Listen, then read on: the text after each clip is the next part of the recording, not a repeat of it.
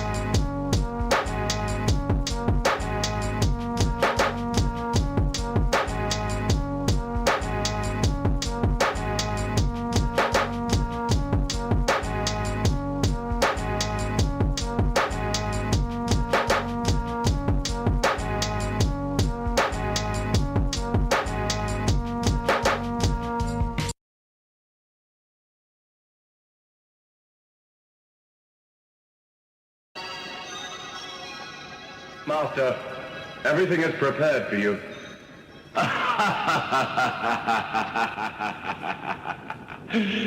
Greetings to my master. Today is the 20th anniversary of our ninja empire.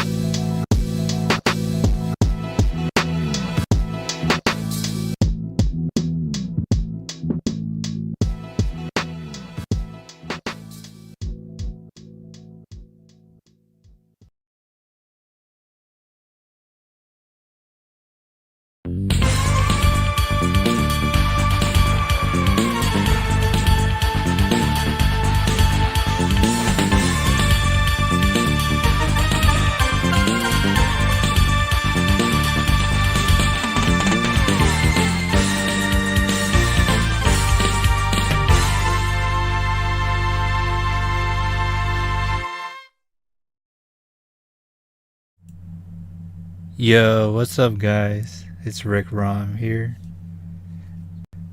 Once again, we're back with another stream, and today we are going to be doing our Soul Calibur first to 10 with Nate. It's been long overdue. We're going to give it over to Nate, and we'll have him say his opening words. You're all going to die. Anyway, hi guys, Nate here, formerly known as Saki Wants to Fight. I'm glad Rick has not dead named me. So today, after 3 crippling losses against Rick in the game, in 2 of the games of my choosing and 1 of his choosing, he won Garo, Oho 12.5 being Hiso Tensoku, and what else was it? I think it was a Gundam. Endless Duel. Yeah, it was the Endless Duel. And I only have 1 win up my sleeve, being Street Fighter Alpha 2, which is actually kind of unsurprising on my end, really. Yeah. Yeah. So, as Rick won Endless, we will be doing Soul Calibur 2, which is a game. Well, Soul Calibur as a whole is something I'm very, very familiar with. So, with that being said, any last words before we play?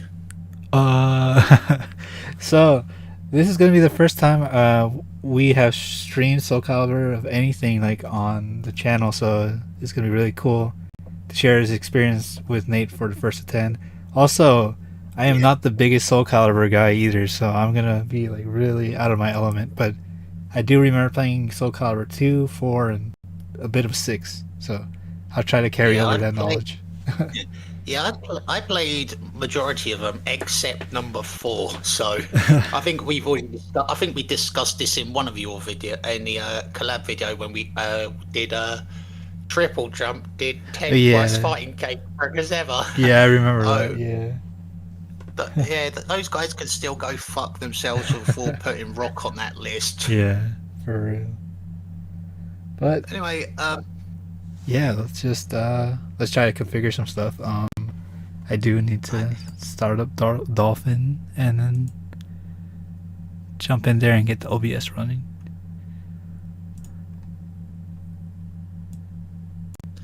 I just join on me and we'll start from there. Okay. I see it. Okay. But yeah, I'm gonna take it off the display and then I'll see if it starts up right now. Right. For the moment of truth. Let's see if I fix that.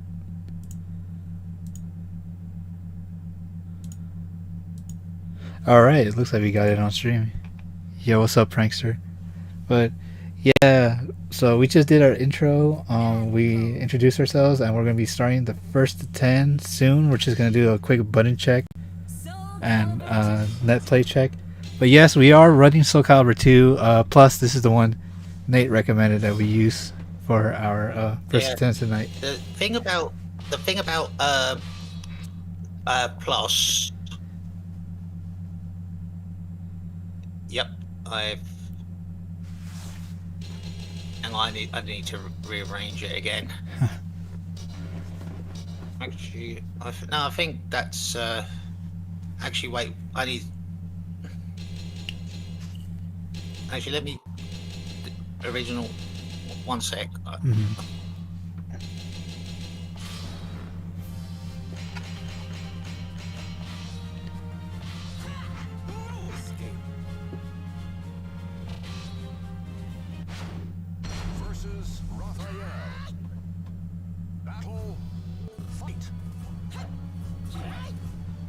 Okay, yep, that's good.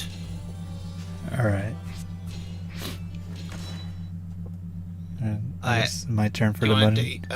Test yours? Yeah.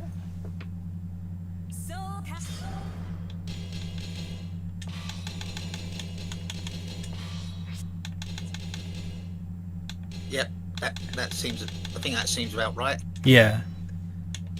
Alright. So let's do like a quick button, like a quick button check, like a free round, and then we can start the counter. But I keep forgetting I reversed my. I'm gonna pick a random character.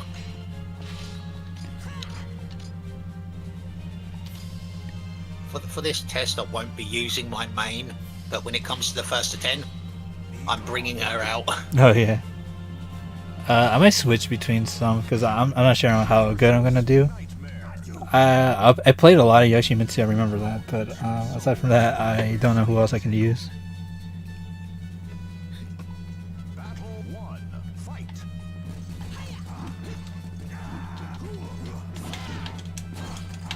Oh yeah, I think that's good.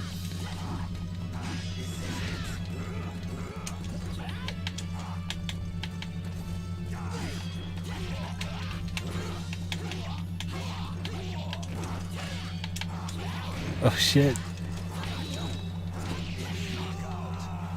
Okay, yeah, that feels right.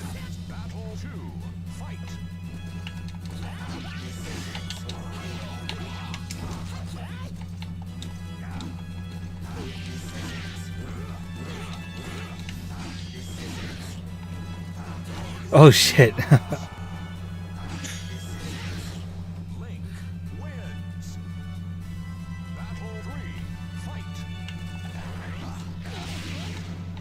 Oh wow.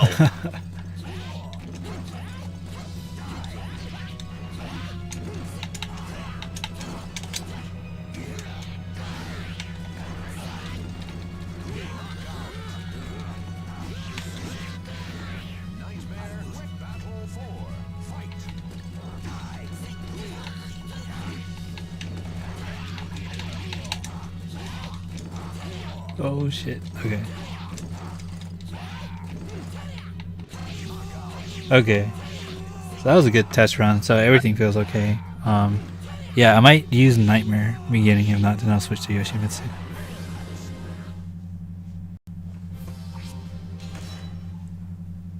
So we have to, I can reset the score limit. Oh yeah. So it doesn't seem balanced. Right. So we all good to go? Yep. So everyone, Right. we're gonna commence the first to 10. All right. Right. I'm gonna disconnect myself from the call and see you in the arena. All right. Okay, guys. So we are gonna be on our own ends. So I'm gonna stick with Nightmare right now, and yeah. So yeah, just enjoy the first to 10 tonight, and then after that we can probably, you know, do some after game thoughts, post game interviews. But yeah, so we're gonna start at first to 10. So this is all new to me too. I have never played Soul Calibur 2 Plus, and it's been like years since I played Soul Calibur 2. But this is gonna be pretty cool, nice learning experience.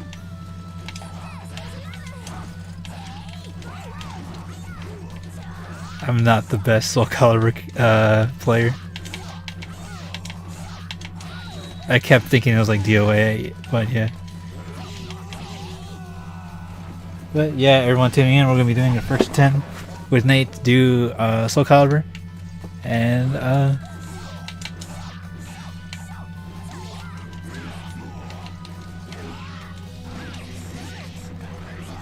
oh shit, okay. Oh, okay, mine's landed. Alright, that's good.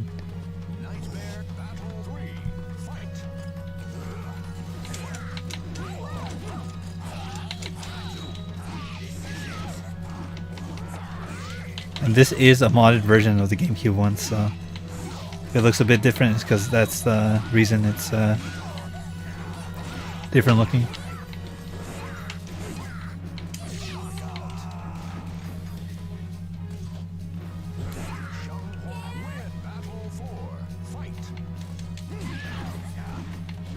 It's funny because I think I remember playing this the most on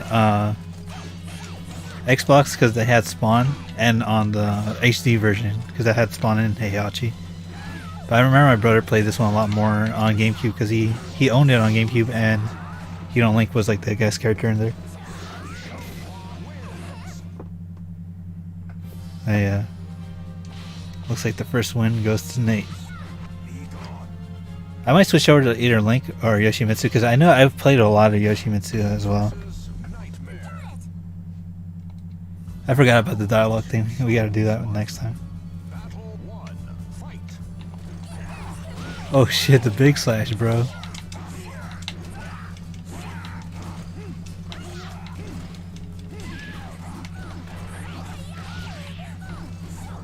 Oh fuck, dude, Nightmare's fucking... He's a nightmare, dude, for real.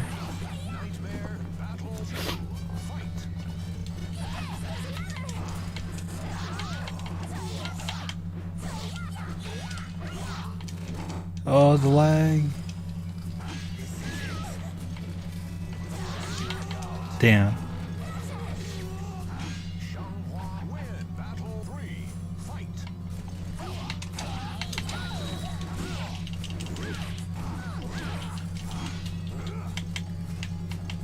Alright, I remember Soul Calibur, there's a lot of movement here. Shit.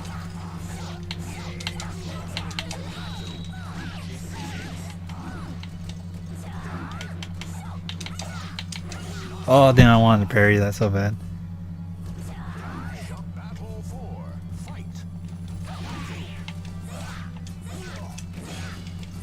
Shit.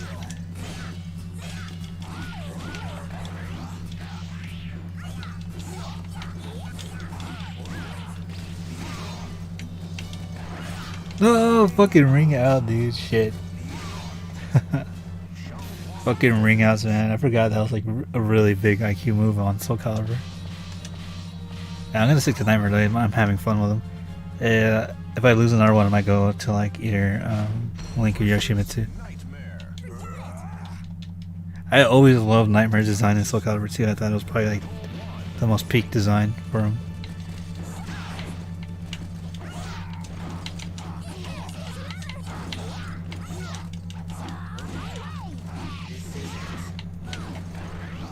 Oh shit, dude, the fucking big damage.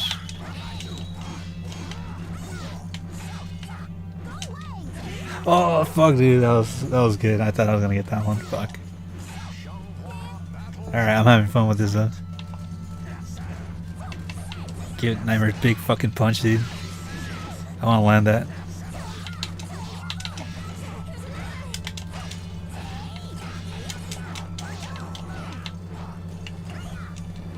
Oh no! Damn, I wanted to do a fucking mega punch with Nightmare. I gotta lock in though. Fucking Nightmare punch, dude.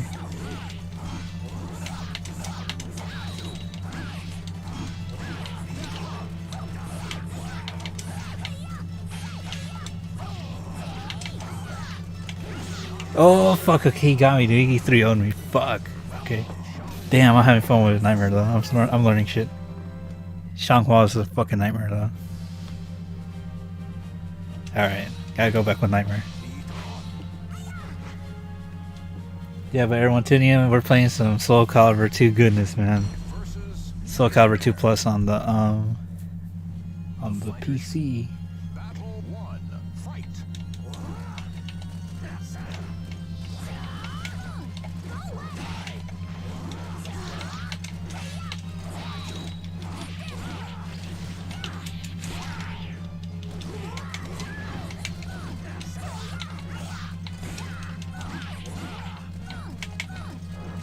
Let's go. Oh, the fucking big slash, bro.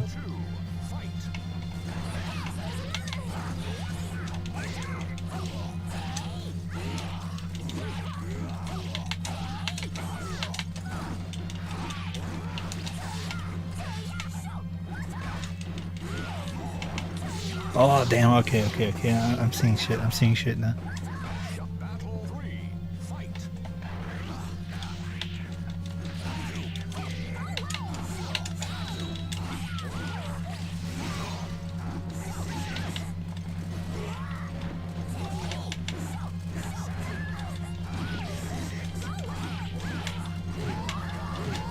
The fucking headbutt, bro.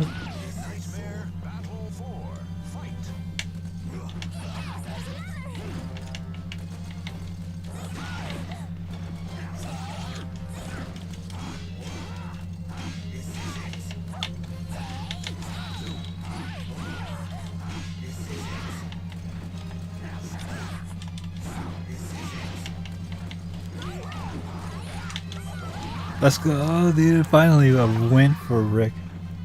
Nightmare Rick, bro. Souls, give me strength. Be gone. Not yet. I forgot how quotable this game was, man. This game is fucking insane. I love Soul Calibur 2. I'm not the biggest Soul Calibur fan, but I played them more casually, but man, I can have a lot of fun with these games.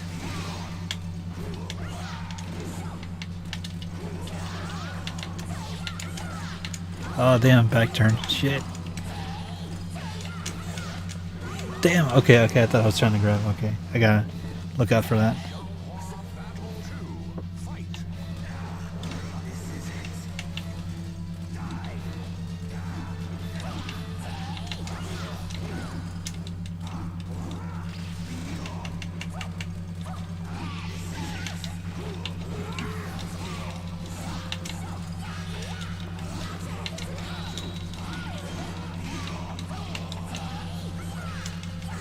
Fuck, she's too fast, man. I forgot Nightmare's like a double-edged sword because he has good range and good good range and good damage, but he has to have like a lot of startup too.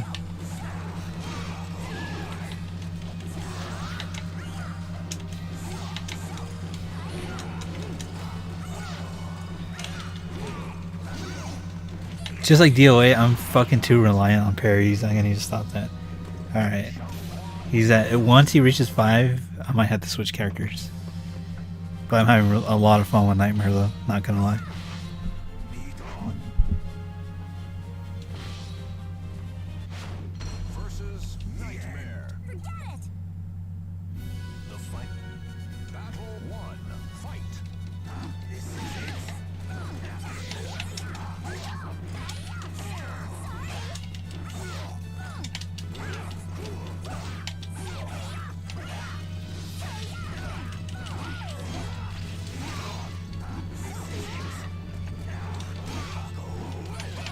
Damn. Okay.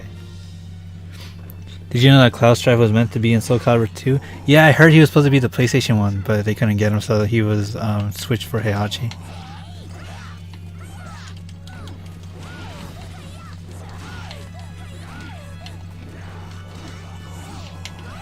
Oh damn, it's tracking all that. Fuck, dude. Okay, those rounds, dude. My life bar is melting away.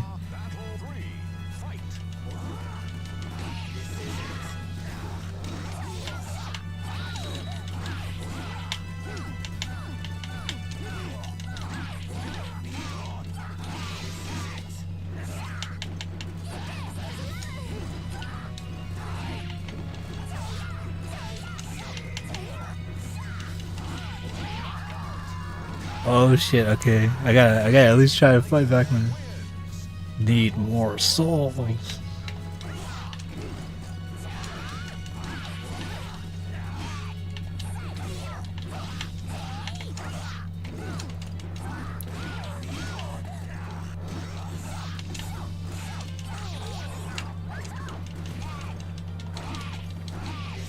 Oh fuck, we got a ring out. Let's go, bro. I love how Nightmare just fucking sees her like fall. He's like, I'm not going down there. Oh fuck.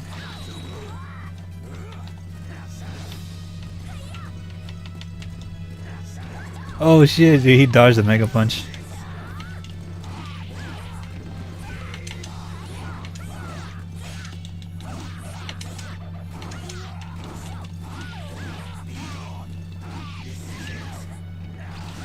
Oh, dude, that was a good one, dude. Oh shit. Okay, that was a good finish for Nightmare.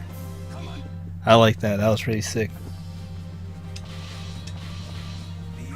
But then I forgot how fun this game is. Like once you start getting used to it or like relearning shit, like it all comes back to you. This shit is really fun. The fighters face a gruesome quest. Oh, we got this stage again.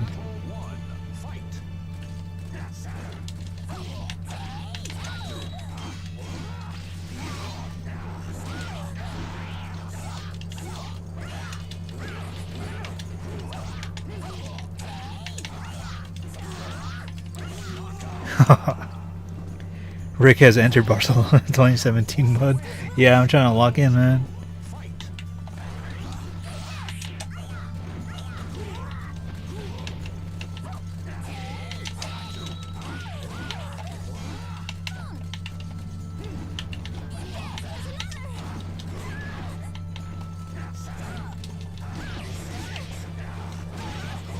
Let's go. Oh, I thought I was gonna get the ring out. That's still cool.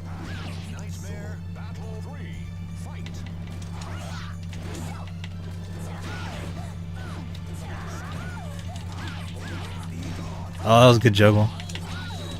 Yeah, I'm not gonna get ringed out this time. Oh shit.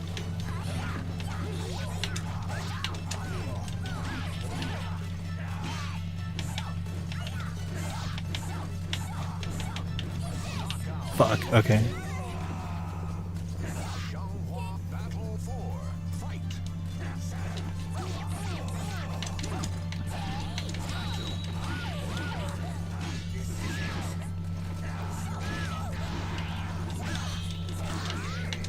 Oh, that was a cool counter. Oh, fuck. Okay, that's good. That's good. Damn. I'm on the ropes now. Either stick with Nightmare or pick someone else. I might have to go Yoshimitsu. Namu. I forgot he said that and stuff. Namu. The Almighty. Battle 1. Fight.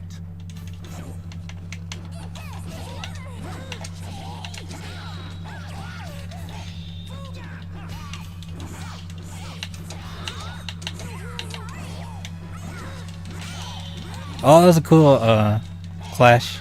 I never actually seen that in Soul Calibur. That's actually pretty cool. I've seen like parries, but I never actually seen like a whole like clash. Battle 2. Fight.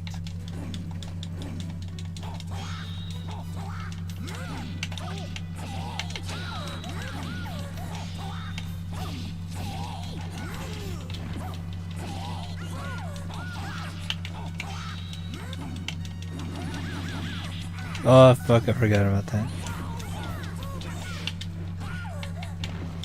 Damn, okay, I need to remember some Yoshimitsu shit. Battle 3. Fight.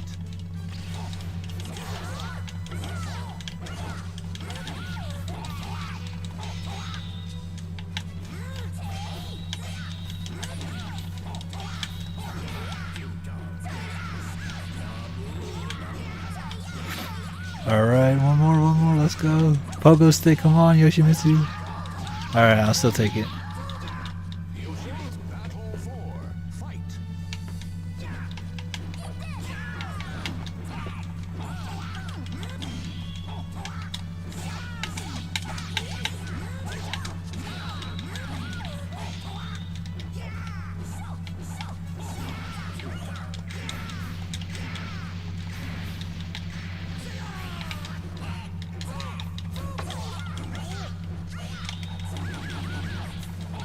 Let's go, yeah, I know some stuff with Yoshimitsu, some Tekken shit. Final battle. Fight.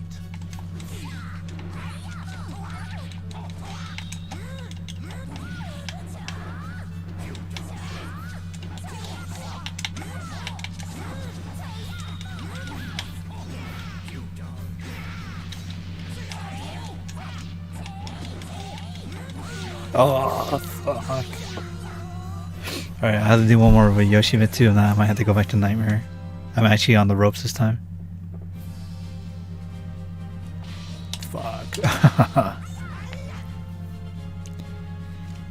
Yoshimitsu's pogo stick is powerful than the mule here. Yoshimitsu. The fighter. Battle 1. Fight.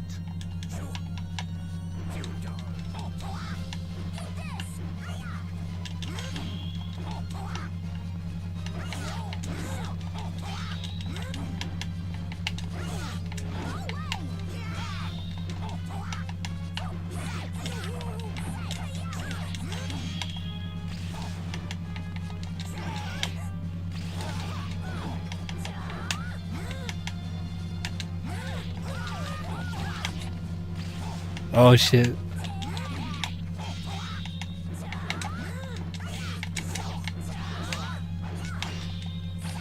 Let's go, dude. The fucking whack-a-mole.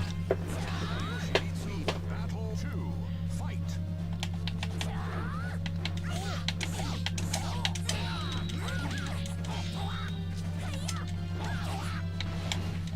Oh fuck.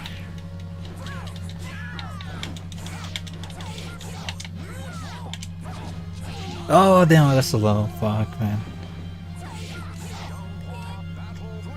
Fight.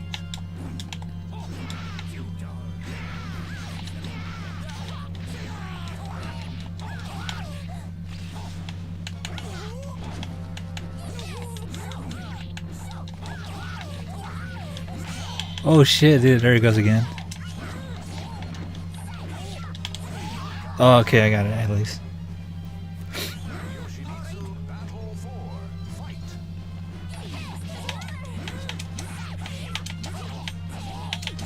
There we go. I'm like, I don't want to get it wrong out, dude.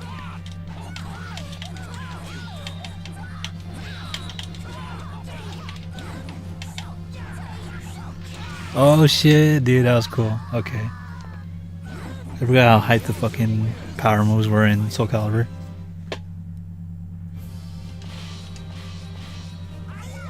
Yeah, I just love character select screens that go like just super fast. That makes you want to go back into it.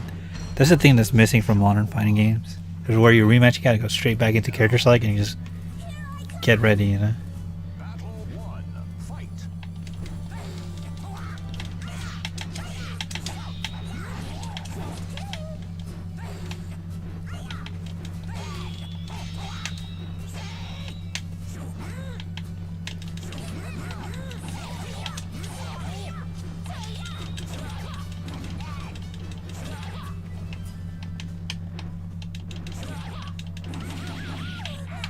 Oh damn, I did it too fast. I got too dizzy. Yoshimitsu win. Battle 2. Fight.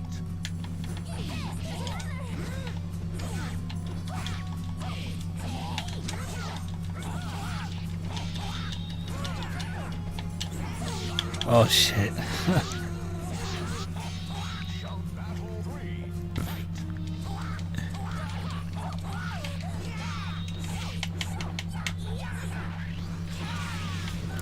That's just so long range. There we go. Battle 4. Fight.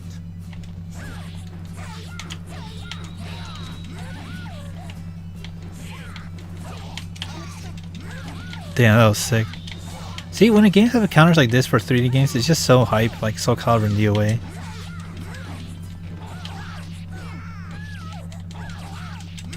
Oh, that was a sick juggle. Okay, that was good. That was good.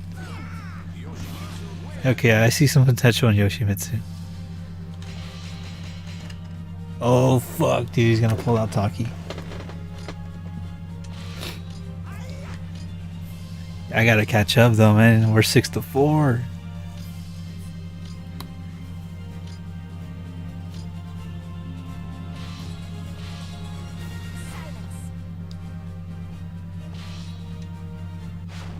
Versus Taki. Oh, I love this stage. 1. Fight.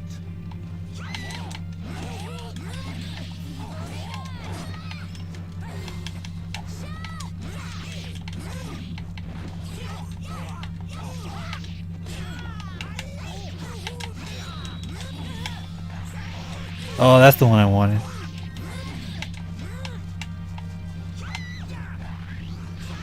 Oh shit, that was close. Oh fuck. Okay, okay, okay. Taki wins. Battle 2. Fight.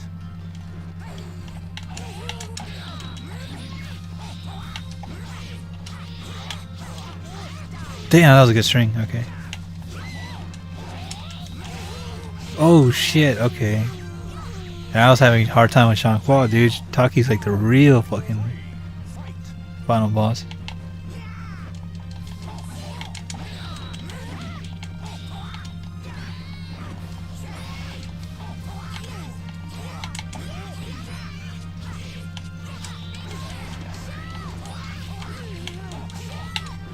Oh fuck.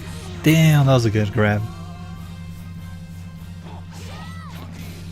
Oh shit, we're 7-4, dude. Should I stick with Yoshimitsu or pull out Nightmare again? Damn, I gotta catch up. Not, dude, I'm gonna lose this one. Versus Yoshimitsu. Now, the two souls are fiercely in. Are you ready? Battle 1. Fight.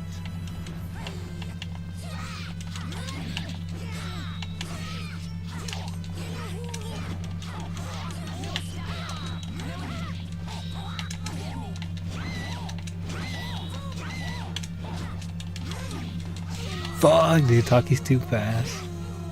Taki. Battle 2. Fight.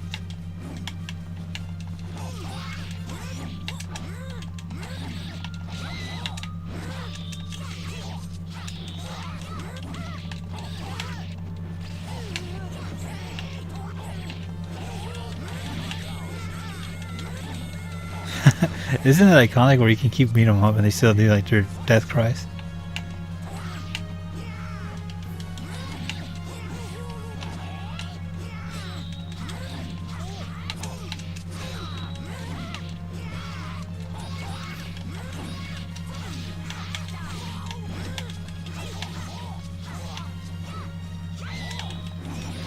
Oh, okay, I got him. Okay. Battle 4. Fight.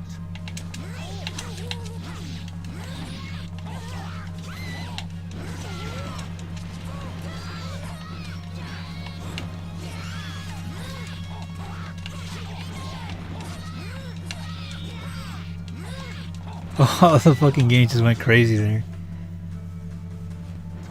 Final battle. Fight.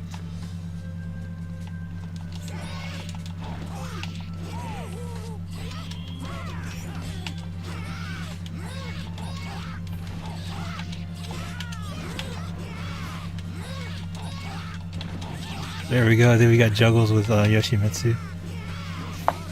Alright, I'm gonna try and catch up, man, because if not, I'm fucking losing this one.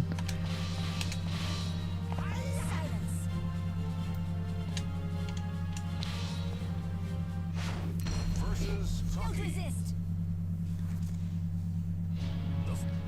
Battle 1. Fight.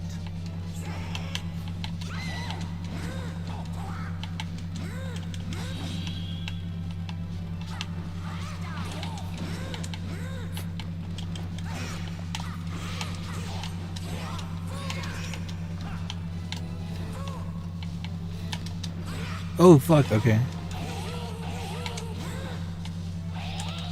Damn, okay. I did wrong parries. Battle 2. Fight.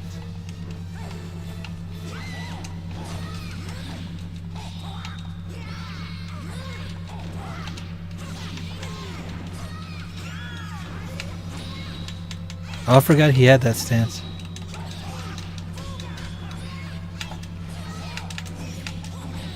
There we go, dude. There we go. Elite tier Yoshimitsu gameplay.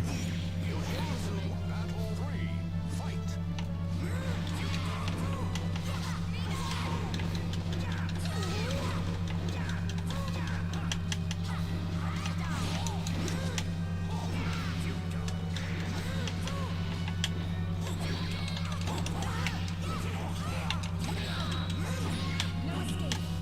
Oh no! No, the game died on us. Okay, no, we're back. Nate, alright, we're back. Ah, damn. Well, that's just the hiccups of online gaming, though. Still, though. Battle 4. Fight.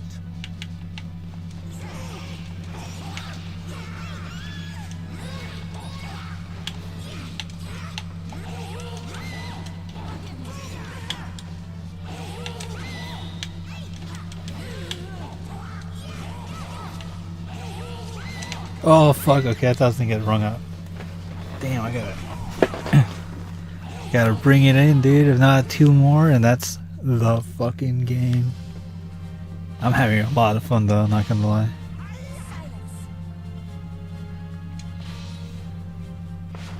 Versus Stay Yoshimitsu. down. Don't waste my time. Battle 1. Fight.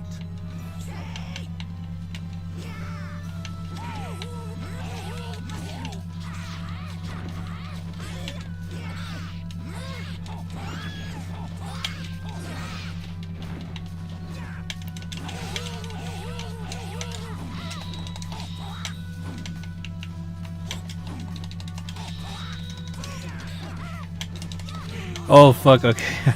I was thinking Tekken, dude. I was doing back to 2. Battle 2. Fight.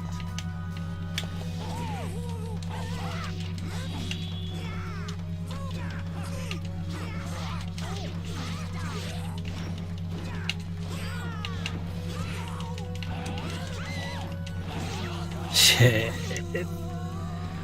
No. Battle 3. Fight.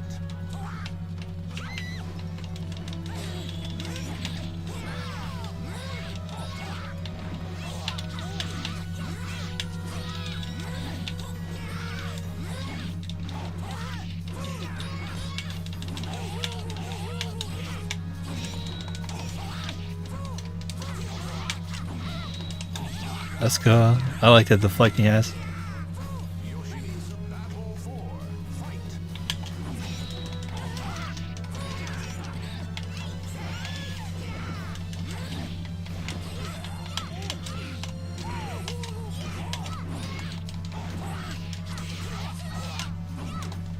Oh, fuck. I need to keep doing that deflecting, though. Final battle. Fight.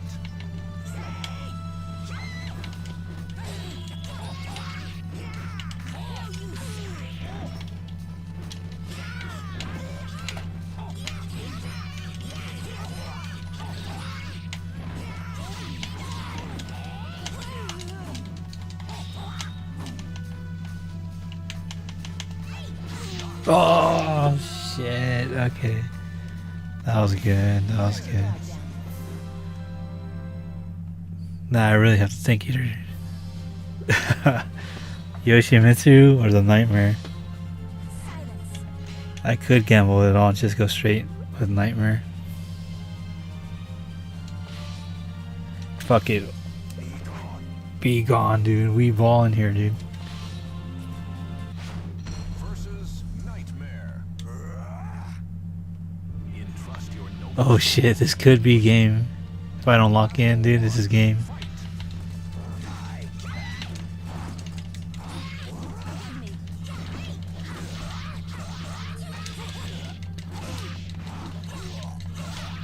Yeah, this is, dude, I knew it. I knew it. She was gonna overpower him with speed.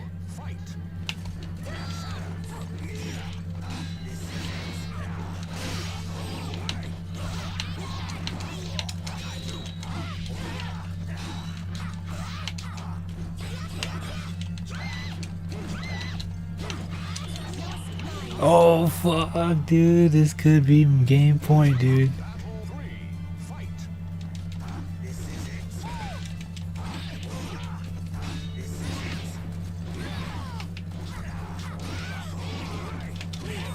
Let's go. We got a perfect in here. Okay. I have to lock in, dude.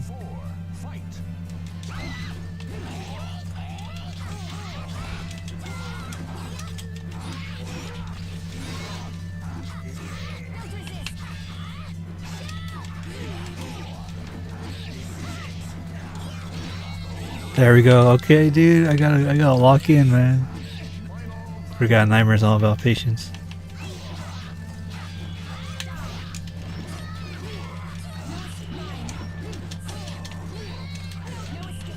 No, that was it, dude. I thought I could make the fucking comeback.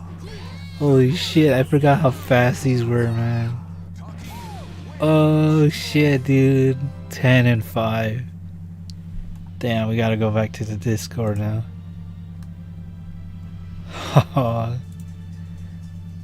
Damn. I should have practiced some Soul Calibur too, dude. But yo, man. 2 free. 2 free. Dude, for real. Fuck, man. I was trying to fight back near the end, but holy shit, dude. Yeah, sorry about that. I'm kind of like that with this game. That was good though, man. Dude, I got the perfect in there, but No, you- fuck, I couldn't do it. Yeah, I know. Because this is why I kind of say 3D fighters are more my thing than 2D. But there has been one thing that kind of irked me about that whole thing, actually, and it was when it froze. I was like thinking, it kind of felt a bit unfair that I kind of took that win. If I'm not gonna lie to you.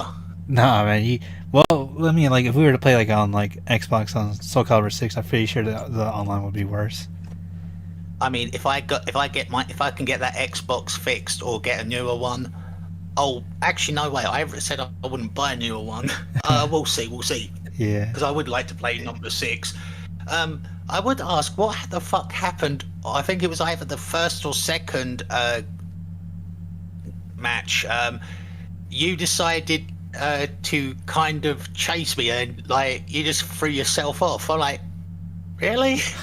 Oh, I don't know, man. Like I was just trying to learn it a bit there, but yeah. Shit was insane though. I was getting the hang of Nightmare like in a few matches in, but it was I had to go Yoshimitsu because I felt like he was getting overpowered though. Yeah, this is why I usually pick Shanghua and Taki because they're usually probably the most fun on that game. Yeah, I mean, did there's play a bit plenty of of her other- in 6, Shanghua. One sec, I'm just gonna have a look at the. But yeah, Nate, any words from the victor? I hope you're good at aiming because next time we are going to play something completely different. Oh shit, you hear that, And- everybody? Yeah, all I can say is that I hope you have good aiming, and I hope you are good with mouse aiming as well. Oh yeah, I've been having to learn that the past few years. Yeah, I will make sure to fucking provide said game later on. But actually, honestly, throughout our first attempts, this has actually been probably the actually the quickest. Yeah, right. It felt like that too. Yeah, because normally when we do like fucking our first attempts, they usually been around 40-50 minutes. Yeah. Exactly, and then there was a lot of back and forth in this one though. But I know, but you were clearly like overpowering me though. You were winning this time. What can I say? If I've got the tools to use to my advantage, might as well exploit them. Yeah, man. It was also on me for. I should have been learning Yoshimitsu off stream, but Nightmare was pretty fun to use though. But fuck, man, he can't go toe to toe with the fast girls though. Any thoughts yourself? I take this loss, but at the same time, I'm going to await the next challenge. And honestly, I'm really happy we played Soul Calibur 2 Plus on here, because I'm like, damn, it makes me want to just get back into 3D fighting games. Yeah, if I had to be honest, was it the best 3D fighters currently going in terms of online play at them currently is Virtua Fighter 5 Revo and Dead or Alive 6, surprisingly. I mean, I know a lot of people will probably say shit about Dead or Alive 6 because of the whole microtransaction kind of thing. I'm like, okay, but if you ignore the microtransactions, the game is actually fairly good. Although the only thing I would want to remove off it is like their kind of take on rage art, which kind of seems kind of underwhelming, if I'm honest. Oh yeah, the whole meter thing, right? Mm-hmm. Yeah. That's what I was realizing too when I was playing Yeah. Soul Calibur 2. I was like, man, because the last time I played Soul Calibur was with 6. I'm like, man, this feels a lot more free form and like, how do I say it? It just feels better to not having to worry about like these like super arts they have in 6. You know, there's one thing I kind of have to give credit to. Think it's from 3 and onwards, is the fact that you can create create characters, which was actually kind of a surprise, and it's actually kind of like honestly no surprise that I'd end up making fucking Himeno from Chainsaw Man. Yeah, I remember that. There was a lot of creative characters for 4 and 6. Yeah, like I say, next Saturday, I will have to pick up a key for you for said game. I know you probably say you could probably afford it yourself, but to be honest, I want it to be a surprise. Oh, okay. So you don't know what will be coming. What will it be? Who knows? We'll see. And we got to give it over to Nate, man. We got to congratulate him. He beat me in the first 10 on my channel on the home turf. But it was well earned, though. I'm not gonna lie. That was pretty fun, and I was really sweating against fucking Shankwall, especially talking near the end too. Yeah, that's pretty much me with Soul Calibur as a whole. Yeah, because I'm like, fuck, I'm getting like fucking like mollywopped over here, dude. I'm getting fucking destroyed. Well, since we've pretty much done that, should we actually play a little something else to fill out the space for the stream so it doesn't seem less short? Yeah, I was thinking maybe we should try out Gundam. Like, I think that's the only other one I had installed, right? Which Gundam's this?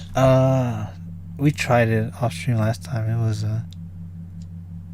here. Let me. Oh, what, the versus thing? Yeah, the versus one. Oh right, I have to. I'll have to download the ROM. I need to disconnect quickly because you're kind of starting to sound like a 1980s vocoder keyboard over here. Okay. Bear with. All right. Don't worry, everybody. We're gonna be back in just a moment. So stand by. We're probably gonna get another game going. But yeah, man, that was the first of 10 with Nate. And dude, I got destroyed, man. I got fucking destroyed. And even my best character Yoshimitsu couldn't hold a candle to Taki near the end. And Nightmare was fun to use, but I was getting fucked though. What was the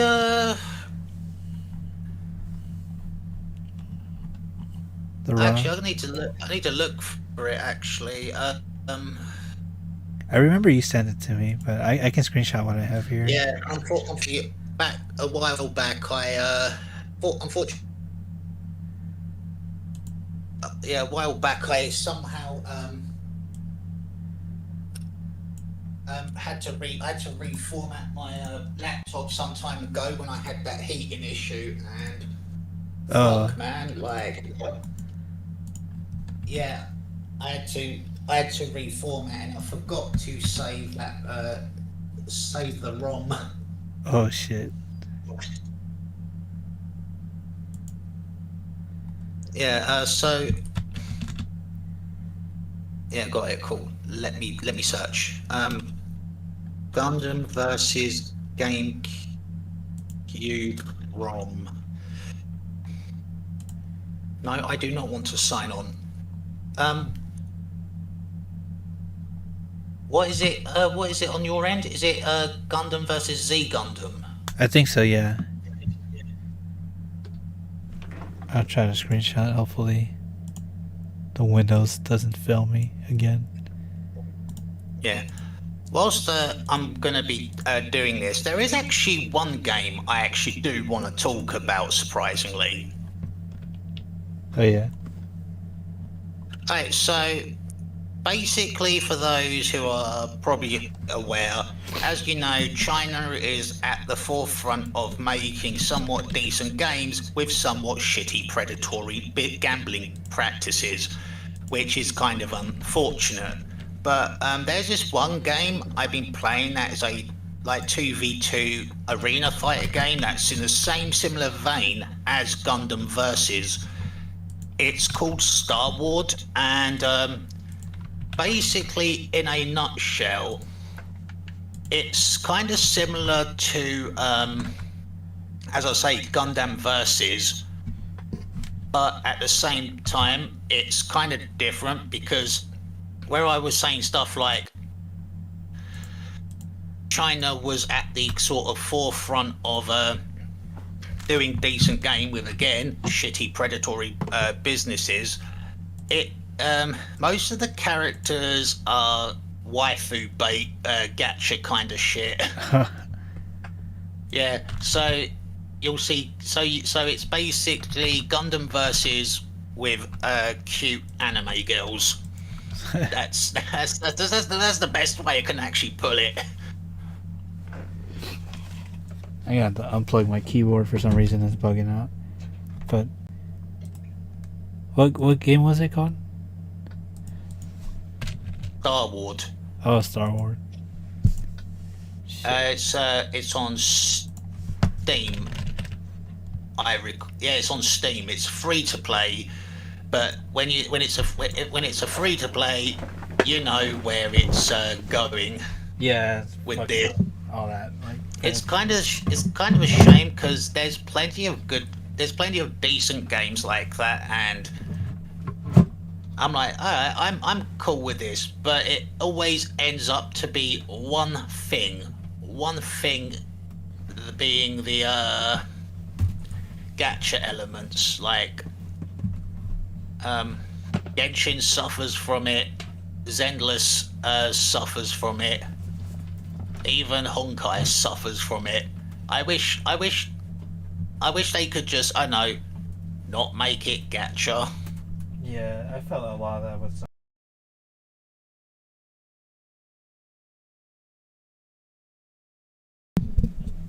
Uh-oh. I think my mic cut off. Testing.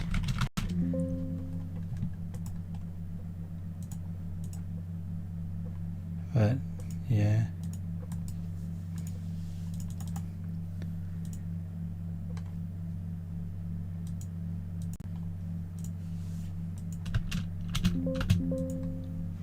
Oh man, where? I don't want to download ROM station. I want the fucking game. Let me have the game. You pendejo. Kido senshi kido.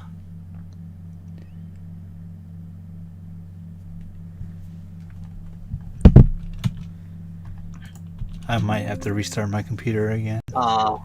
Yeah, I found it, but it's gonna be like 15 to 16 minutes. That's due to the fact that my internet is being kind of funny. I mean, Damn. whilst that is downloading,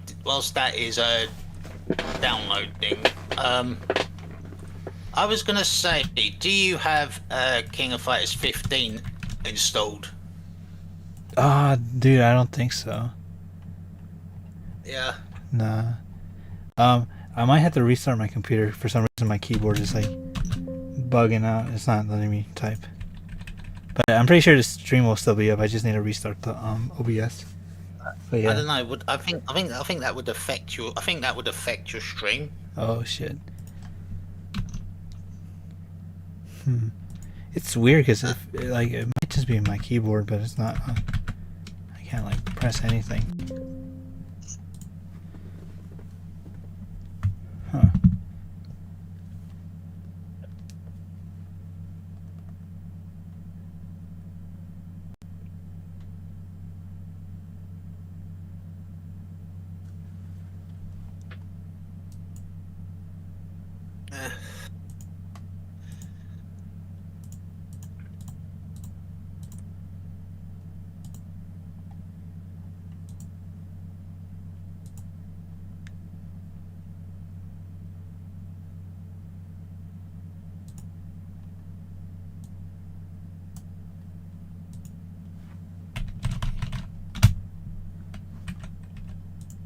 Yeah, I'm not sure what's going on right now.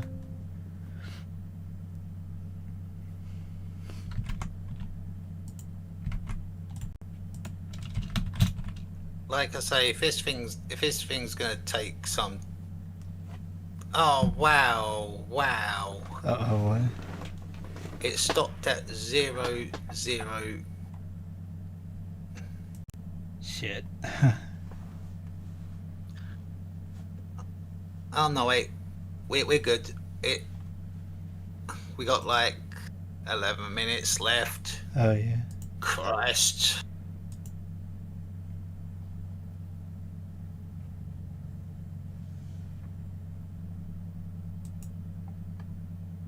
All right, everyone. I think I'm back.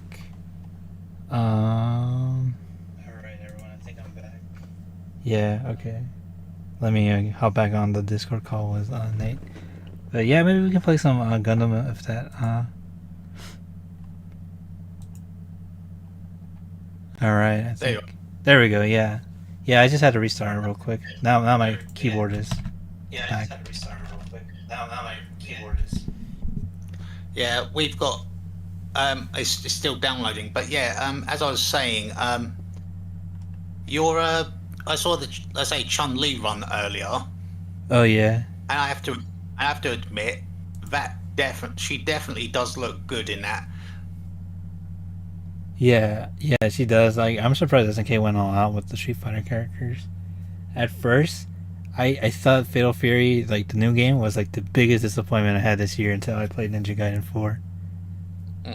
But it's on sale now for like $24 something or something. So, but All right. Yeah, I'm surprised she actually plays well I'm actually surprised she plays well, but then again, given SNK, having hold of fucking the SNK versus games on their turf.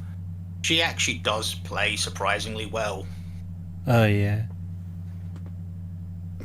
I haven't been around to play SVC Chaos a lot. I forgot about that game. I know they re-released it, I think, a couple years ago.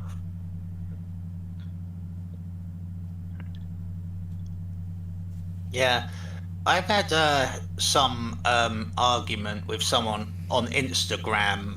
I mean, I didn't go out my way to fucking instigate it of all things, because they did a tier list for games that had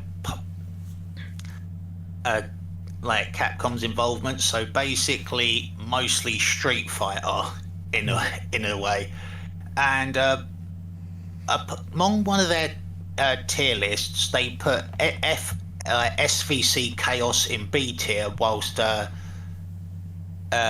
Match of the Millennium in C tier, which I find very crazy. And they're like, and someone sarcastically said, I bet you played Link Cable with all your friends all the time. I'm like thinking, are you some retard? like my brother in Christ. Like, I actually play it. I play these games. Well, multiplayer for me in fighting games is an afterthought. I'm more less like the technical aspect, and they go like, and he's just like throwing insults at me and like just calling me like Doofy or Rufus or some shit, and I'm like, can you like actually be respectful? Yeah. And I'm just arguing back and forth, and I'm like, you know what? I am not going to humour this in any capacity. Like, yeah, sometimes Instagram can get toxic. This is the one thing I kind of have against the FGC in a way. They seem to have like this sort of, well, this doesn't apply to big names because they weren't in the conversation, so they stay the fuck out of this. But most of the time that like the people who associate themselves with that community usually have some usual backhanded like comment about games and say, oh, this game is shit, this game is trash. No, it's not. You just don't give it a chance. Yeah. And then when when it comes to the multiplayer, I can understand if the multiplayer is buggy and all. Like, cool, we can all get behind that if it's like not optimized. But they seem to argue more about that than was it any other legitimacy. And now, as much as I said I wouldn't involve big names in this conversation, I'm gonna have to. Like when a big name tuber like Smug or Max or Rufalmonger for that matter, like say one thing, like I'm not saying their words are wrong. They say something and people just take it as like the gospel of truth, and I'm like, think for yourself. Yeah, absolutely. I've been seeing that a lot, unfortunately, with the passing of the creator of DOA and Ninja Gaiden Itagaki. Some of them were like kind of like rewriting their own history of like having a history of downplaying Dead or Alive, and I'm like, damn, I couldn't get behind that, you know. Yeah. I'm like, fuck, and now they want to be like the fucking not martyr, but now they want to be like the DOA, like remembering how cool and technical the shit was when like even like a couple years ago they would just call it the Gooner game, you know. Yeah, because I remember Maximilian kind of having some grievances regarding Dead or Alive. Now, to an extent, I wouldn't disagree with him, and I wouldn't disagree with him, but in some cases I would, and especially where he did mention his grievances being the fact that they should focus less on the models and more on the gameplay, which is kind of weird because I thought the gameplay was just fine. the model, the like 3D models being the characters and whatnot. I'm like 50-50, and when Itagaki died, like Max just said his condolences, and everyone was just like dogging on him, calling him a fucking tourist, and I'm like thinking, no, you guys just stop. Like, yeah, he said something about dead or alive, that's a given, but those are actual like constructive criticisms, even though I feel kind of differently towards them, but they're constructive criticisms nonetheless. Yeah. Yeah, that's true, but he does have like a history of just like downplaying it and just like not giving it a chance. But now all of a sudden, because of the passing of the creator, he like gives it the chance he could have gave it like a while ago. But that's just a like trend I see in a lot of FGC creators, which is the reason why I stopped watching Evo and a lot of like just like a lot of like content creators, not like the smaller ones I follow, but like the bigger ones too. I was gonna make a video about this too, but I'd rather just bring it up now because of like how different the landscape and the environment is for the FGC, where like a few years ago, do you remember the whole Core Values like controversy with Dead or Alive 6, This is the first I heard of it. I honestly don't care about the FGC controversies because, as far as I'm concerned, they're rather arbitrary, and frankly, unless if it's an actual concern, I just don't care. Yeah, that's how I've been feeling about it recently too. Like I haven't even tuned into Evo for like the past, I think, couple years now, because I know the only reason I watch them is because of the fucking trailers, but then that's like just waiting a whole year for advertisements, and I'm like, damn, Really? But it's like, So yeah, just the community as a whole. Like, I wouldn't even call like us or myself part of the FGC. I mean, we like fighting games, we like making content, but I'm not like actively in the what's it called, the community part of it, because I like sharing the games, but I'm not gonna like try and like gatekeep a lot of things that people like to do. I mean, I'll still like talk like about like stuff I don't like about like the modern fighting games, but at the same time I'm not gonna glaze them and do the current like trendy thing like everyone else does. I support the current thing. Yeah, I support Guilty Gear Strive. They can do no wrong. Thing is, I actually did like Strive. I'm not saying Strive is a good game, like the best Guilty Gear like to exist. If we had to be honest, it has to be Accent Core. Yeah. Although some will argue Xrd Second Rev, but when I see Strive, I do see a good game. The issue just stems from like a few things that kind of made Guilty Gear so special, has been kind of well deterred by Strive's shortcomings. For starters, Sid, why the fuck did you remove insta-kills? Dude, Why? that was a fucking travesty. And then obviously, as much as I don't want to be that guy, just hence the name, but I really couldn't get behind the Unreal model, the models for the game. As much as they did look impressive, I just didn't feel they were anything that noteworthy. It just kind of felt like it just felt, well, how to say, overcompensating, which is my only grievance with was it with the graphics. Other than that, core gameplay's fine. I just wish they didn't get rid of fucking insta kills. I'm gonna set up the paths for this. Oh yeah. Yeah, I have a lot of like grievances with Strive, but that's also to say that's not like a bad game. I'm really glad a lot of people are getting into Guilty Gear because of it. But you can definitely tell like a lot of people who only played that as like their first fighting game and not venture into other things. But as someone, and this is happening across all the other modern fighting games, hence why I don't like play a lot of the modern ones anymore. It's just because of how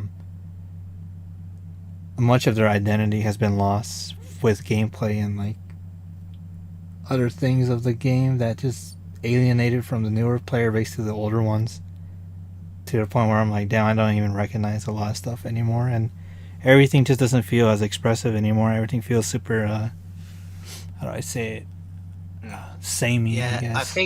I think another, albeit kind of arbitrary. I feel there's one fan base within the Guilty Gear Strive fan base that kind of needs to fuck off, and it pains me to say this because I main Bridget.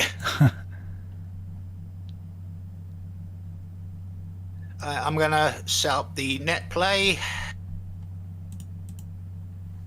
Yeah, but I still enjoy fighting it. It's just like it's just recently, like lately, the environment or the culture around it has been, I don't know, not as cool as it used to be.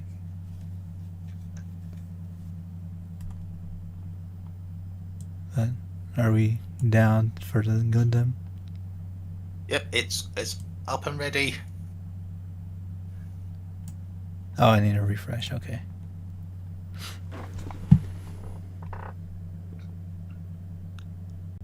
Actually, it won't hurt for me to actually get some footage of this game actually as well, because I do plan to do a Star Wars video actually, and what no better way to talk about Star Wars than introducing The Gundam versus. what you call it? Yeah, Gundam versus. I probably wouldn't recommend. I wouldn't probably do all. I would probably wouldn't show all of Gundam versus games, but this one's good enough. Yeah. Yeah, we played it a bit last The time. Gundam. Let me try and fix this a bit. OBS, do your magic. There we go. Yeah, I remember we did have a Gundam Federation vs. Zeon on PS2, and this felt exactly like it.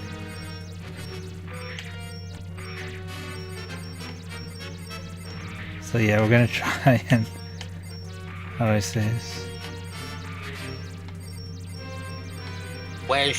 I'm trying to find, where is my boy Shaz Zaku?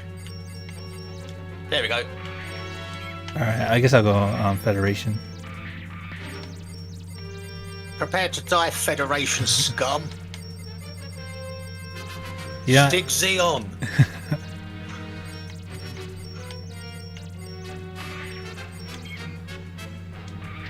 I have been watching Gundam Seed Destiny though recently, and I'm like, fuck.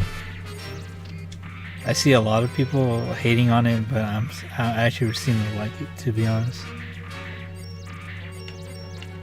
They hate it, you say? Yeah, a lot of people hate Seed Destiny, or yeah, it's the second one, right? I don't know why. I thought it was genuinely okay. Yeah, I liked it. Well, I'm liking it. I haven't finished it, but I'm like near the end of it. It's pretty good.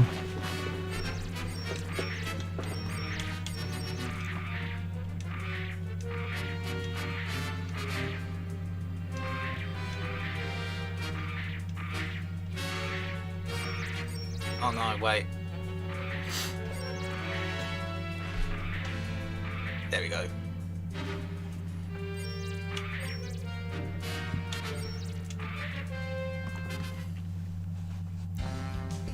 旧連邦軍本部ジャブローに敵部隊が侵攻していた。敵部隊を撃退しろ。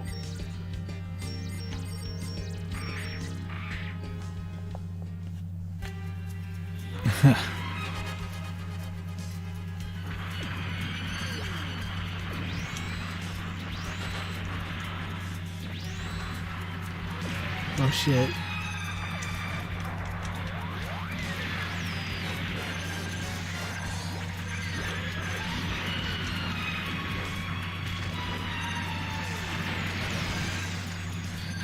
There we go, okay. You know, I haven't played any Gundam games past like these old ones. I never played like the new ones like the Maxi Boost or the Versus ones. I mean the ones that were like on PlayStation. Yeah.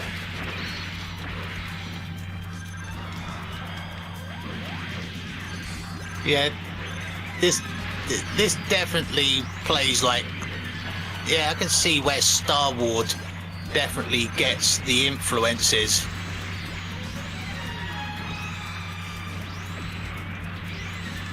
I'll have to look up that game later. Oh shit. Oh, the fuck, they got me. Another victory for Zeon. They took us out. We're Well done. Well done, random ass Zaku unit. You changed the course of Gundam history. The Amuro is dead. Amuro, no.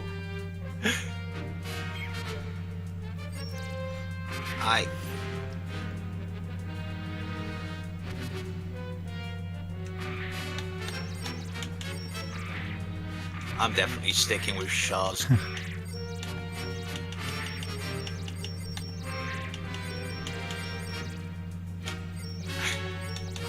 I would be laughing if you picked the ball. I'm like, I don't understand why you would want to do that, but Well, that would be the fucking move, right? Oh, that'd no. be crazy. You know what the crazy thing about this game? That, like, the arcades are like,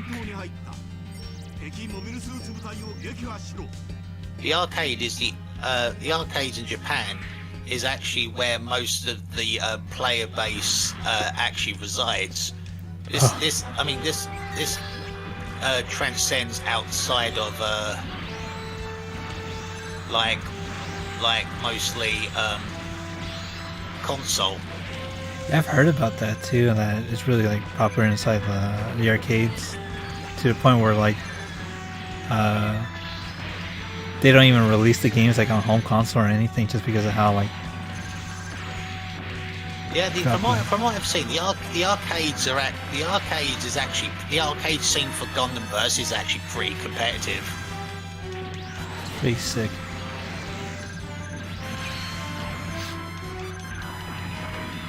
Oh shit.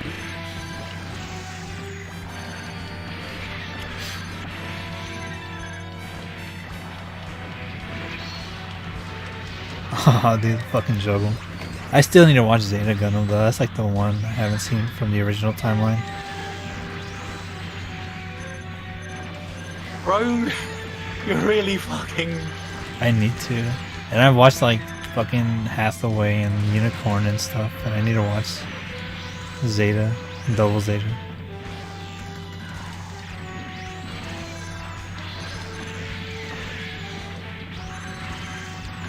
Get out of my way, you fucking Zaku. Oh shit. Oh, what the fuck? I'm the one that... That was Jesus. from me. Spontaneous combustion. Oh, okay. Yeah. Like, this is why I actually wanted to do a video kind of on this, but mostly centered towards Star Wars mostly. Which actually reminds me, when I finally get onto that video, I have to definitely credit you for the the Gundam element. Oh, that reminds me. I was going to say I got something over here for you. Actually, I was going to say, when you get the opportunity later on, drop me your address so I can send it. Oh yeah. It's a surprise. I can't tell you what it is, but it's a surprise. Oh, nice.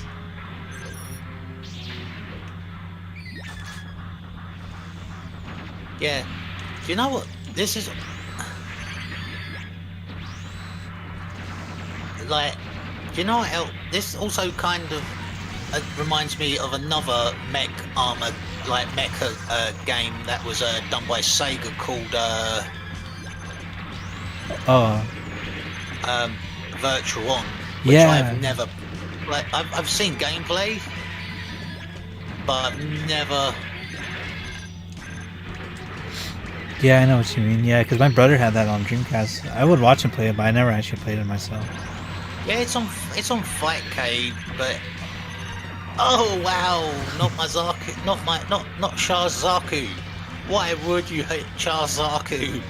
I don't know. He wanted to drop a call on me. Oh fuck! Okay, I got sniped.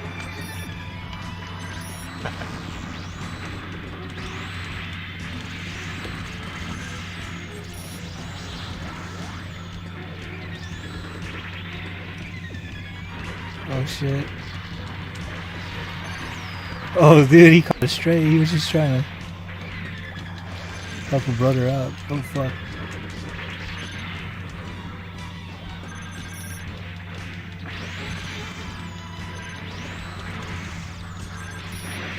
Oh dude, nice. That's me, isn't it? Fuck dude. The Omega snipe.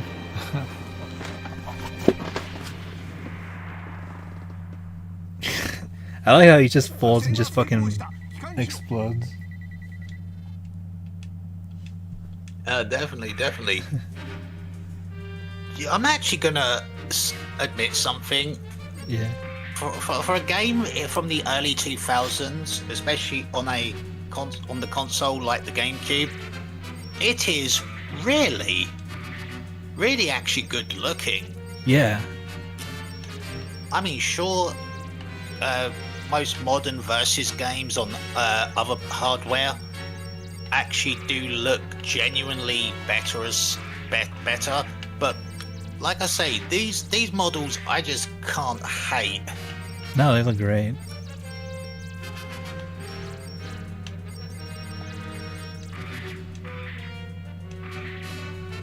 Okay.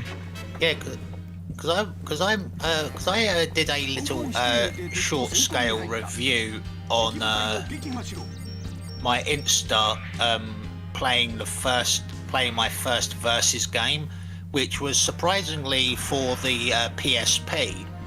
Oh wow. And I actually quite liked that one because it had an array of Gundams that wasn't just relegated to like colony like 0079, like because you had stuff from Zeta, Seed, Wing, Stardust Memory. Oh, there we go. Yeah, that's how like the modern ones are too, right? They just have every fucking mobile suit in there.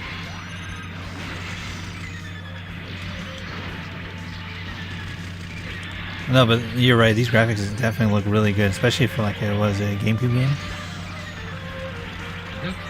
And then, because if you compare this to like even like a modern game, they made the I don't know if you remember the Overwatch clone. They made the Gundam Evolution.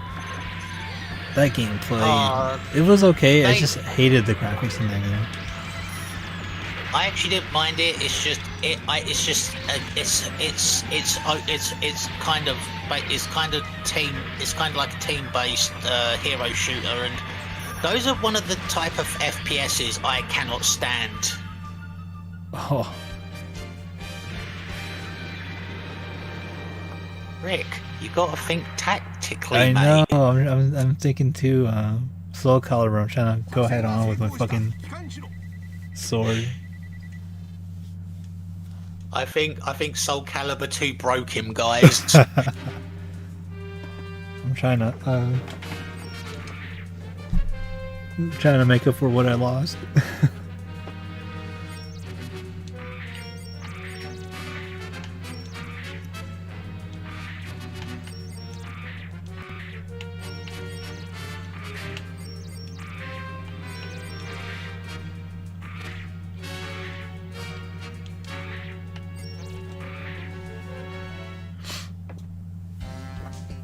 シズ表面に取り付いた。 Yeah, but I think the first version of this game came to the US. Because I remember it being in English too, with the dubbing and stuff. Real? Yeah, it had like Capcom. I think they licensed it too. I'll have to look up some footage on that too.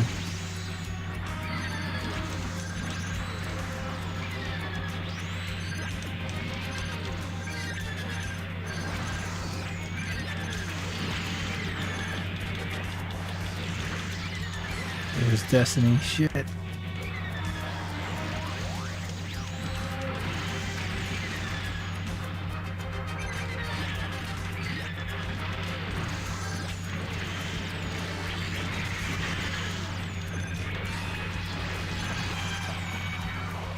Oh wow. Wow. That just happened. Oh, okay, mine's fucking died.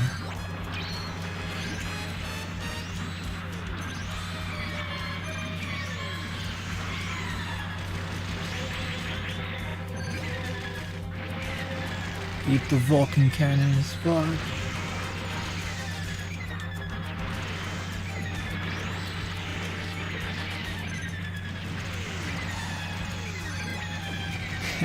You actually feel like you're part of the anime with all the sound effects popping off. Oh, dude, straight headshot. RX-78 be like, yeah, get the fuck out of here. 作戦が成功だ。 Truly an RX-78 moment.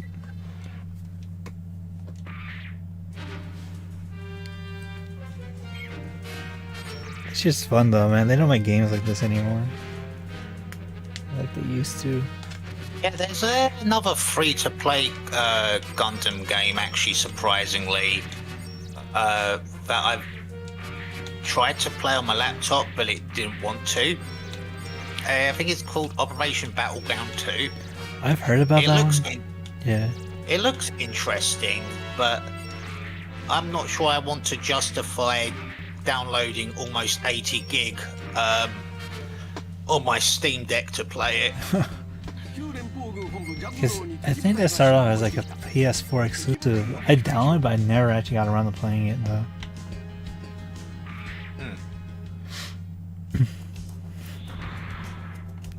The fucking gun cannon.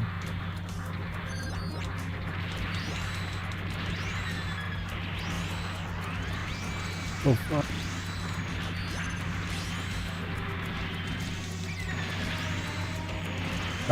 Of course mine doesn't have a fucking saber. He has a kick.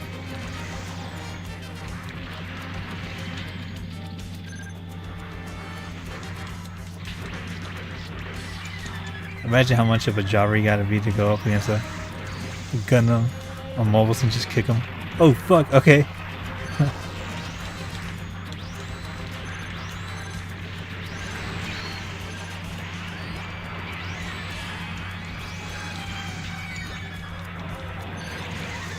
Gonna Sparta kick him.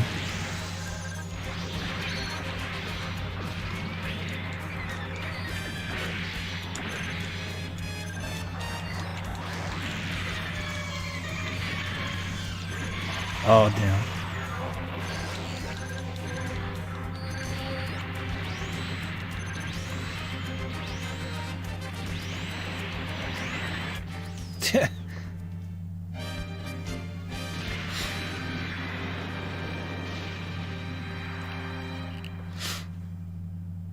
There I am. 作戦終了だ。帰還してくれ。 Got him with the gun cannon.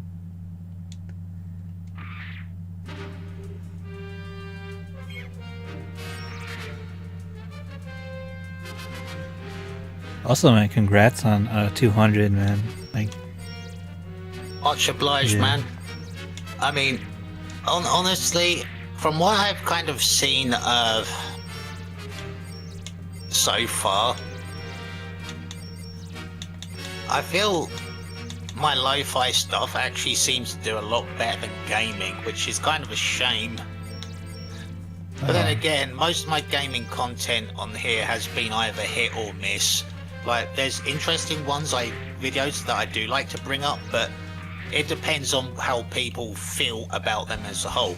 I thought the Taiwanese King of Fighter clones for Game Boy would have done good, but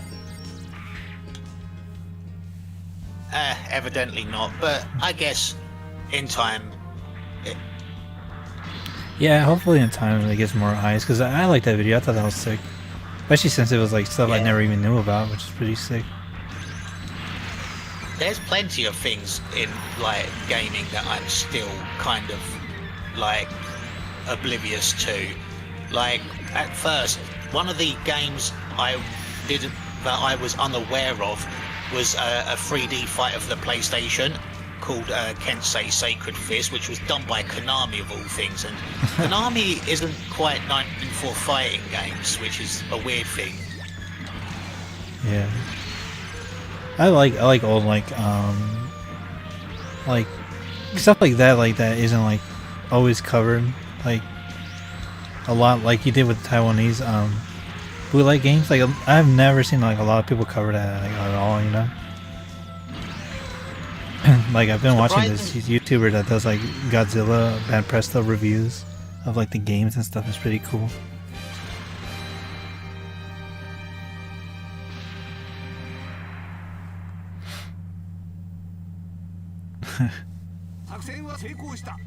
And the Masaku.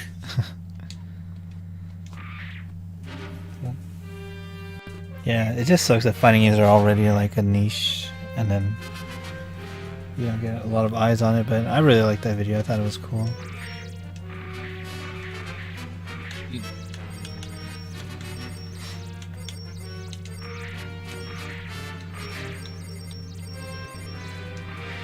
Because lately I've been watching too much like YouTube drama slop and like other shit, and I'm like, damn, I really just want to sit back and relax and watch a good quality video. I've been kind of following that drama slop myself, and frankly, if I had to be brutally honest with you, Rick, it is one of those that is not really needed. Yeah. It's what's kind of tragic that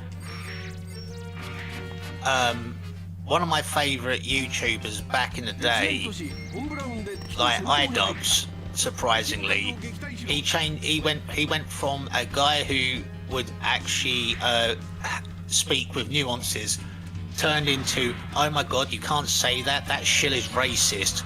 Now, I'm not saying racism is good, but in the same vein, there's no need to be a pretentious dick about it.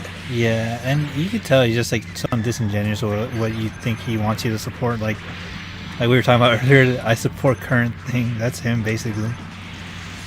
Yeah, like I guess it's what happens when you're married to someone with OnlyFans.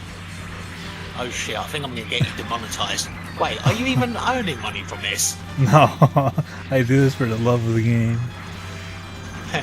Alright, so we don't have to worry about demonetization. Oh fuck no, especially since like I have like copyright. I haven't been copyright strike, but I've had copyright notices on some of my videos just because I'll play like. I had a few of them actually. Yeah.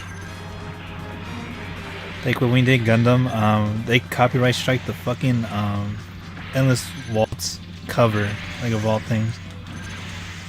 And then the 8-bit version. Yeah, the 8-bit version, exactly. And then I played Lego Batman the other day, and they're like, "Oh, you got copyright strike." I'm like, "By who?"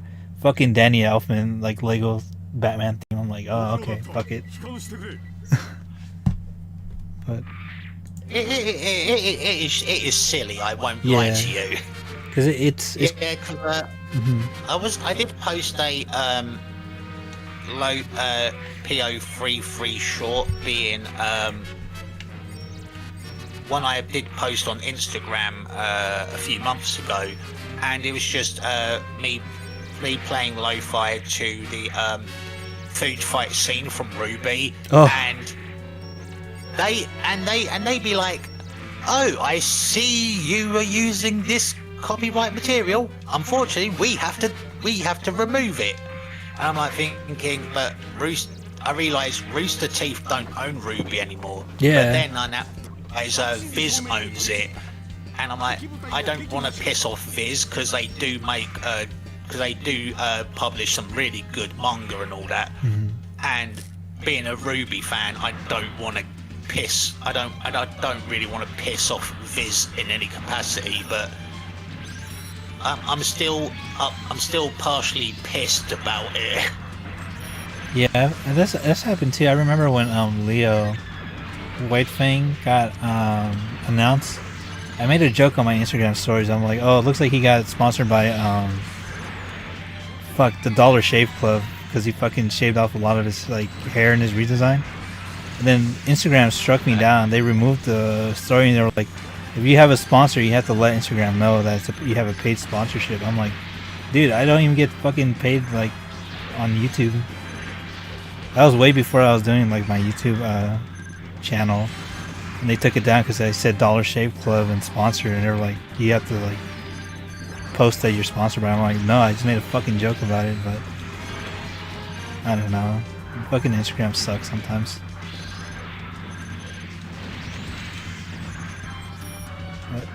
That's what happens when you have algorithms dictate what can be posted or not.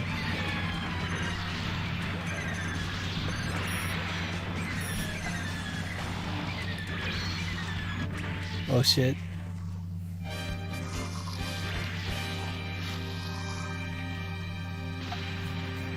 This is why, because there's another YouTuber I was a fan of years ago as well. You remember Francis of the Filth or Filthy Frank? Yeah, because after taking in, because I was actually a bit pissed when George decided to kill off Filthy Frank at first, but after given the fact that he had some health issues and he wanted to pursue his music, I actually would say that's actually a pretty fair. That was actually pretty fair of him to do so, because as much as I like Filthy Frank, and I do, I don't think it was gonna be any good because he wasn't really pushing out good content after he killed off the fake Frank. Oh yeah. But nevertheless, after seeing him do actually well with his music, like, I'm actually more glad. I just don't like. I just think after seeing iDubbbz just kind of become a lolcow, it's just tragic. Yeah. And especially with the fact that, like this, I think it all stems down to the whole Free Palestine thing. Now, should Palestine face all that shit with Israel? Hell the fuck no. Oh, no. I'm on board with that. But when you have people justifying like their shitty behaviour and hide it behind the fact they say, oh, but there's a genocide happening, I'm like, shut the fuck up. How dare you use that to justify your shitty behaviour? That pisses me off. And I just wish that they wouldn't do this, because when I was in Frosty before I left, there was one person who was who baited someone and got them to rage and call them, and sorry for this YouTube, but I gotta say it, and also being a bisexual, I feel like I can't say it. Anyway, this kid, he was quite young, 17 no less, was like this guy who apparently was Lebanese was baiting this kid, and this kid called this dude a faggot. Oh, and I'm like, yeah, exactly. And I thought, like, that's something he shouldn't have said at first, and I will admit, but I can understand that things slip. Now, should I hold him to that standard? We was all 17 once. I can't hold him against that. But yeah, when you have someone who baits people and then acts all defensive over things by saying stuff like, I know, America deserved 9/11, or like my people Lebanese, was it something regarding were genocided by Israel or some shit like that, and they'd be like try to justify that with their shitty behaviour, and I'm like, that pissed me off. And surprisingly, it also pissed off someone who would be considered left-leaning. And I don't take suffering of people lightly, like so, and especially in these contexts. Who won? Oh shit. Yeah, that's the shit I hate online, especially it's being way more rampant now than I wouldn't say than it used to, because it's always been like that, but people really do use like tragedy as like a defense, or as like a way to like, you know, get away with shitty actions. I'm like, fuck, I really don't like that type of shit. That's actually why I'm... Yeah. Sorry. Continue. Yeah. I said continue. Oh yeah. I'll rarely bring it up here, but like on my gaming content, but I'll be okay with it on our live stream. But yeah, that's like where I stand in it too, because to be honest, we've all had like internet phases. Like I was an iDubbbz fan too, like years ago before college, but then I started to like, you know, look at more nuances in the world, especially since I went to art college, you know, and dealing with different things and different matters as well. You know, you kind of learn to be a little bit more ironic from iDubbbz fan, to be more empathetic, but at the same time it's like, you know, everyone's had their phases of life where they weren't the best person that they were, and then now, you know, it's better just to learn from those parts in your life and be a little bit more of a decent human being, you know.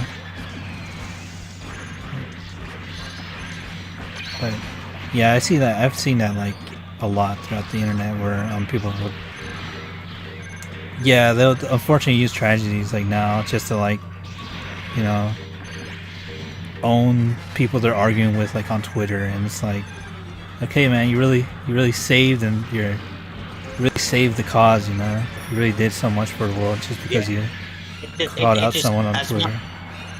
As much as it's gonna be ironic for me, was it a white person to say this, but man, fuck white saviors.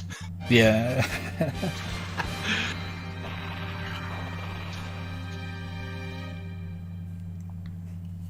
Damn, you are on the roll. Dude, I'm on a roll, man. The fucking Gundam nuances is helping me out. I don't know, but yeah, that's the unfortunate thing about like just modern internet like discourse. It sucks, and it sucks that it has to be like bringing with like real world tragedies when it shouldn't, you know. But it's just how times are. I just hope like the next generation doesn't repeat the mistakes this is going on, you know. And I always think there's like a time and place for a lot of things, you know, but I always feel like when it comes to like video games and like media, that's like the last place you want to hear it from, you know, especially if it's something like super heavy in the real world, you know. Yeah, that's facts.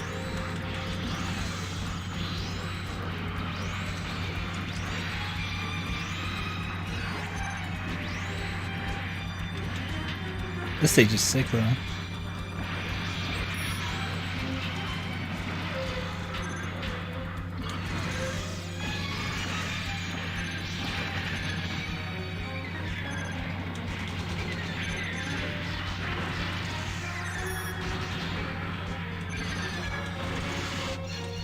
Oh shit. I'm liking the Zeta Gunner though, he's carrying me.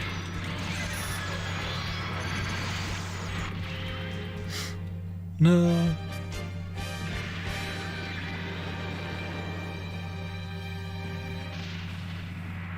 There's my explosion. Dude, no. You had your gun. Why does my Zaku not have a head? Is the alternate universe where the Zaku has the headless finale?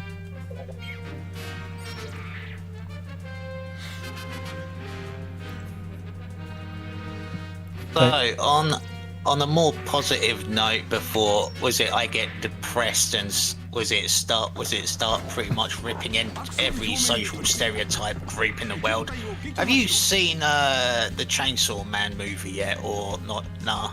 No, I've seen a lot of people talk about it, but I haven't even seen the anime at all. But I hear a lot of people talk about it. I mean, in all fairness, the anime is pretty good, but if you want my honest opinion as a Chainsaw Man enjoyer, read the manga. That's all I can say. But the anime is actually pretty good. But the movie, oh my god, it's everything I expected it to be, like, animated.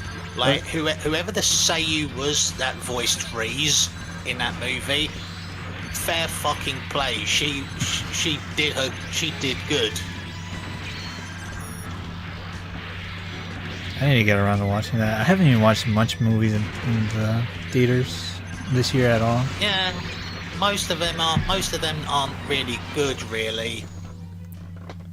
The last one I saw was Tron Ares. I thought that was decent for what it was, but still not like the true sequel to the last Tron movie.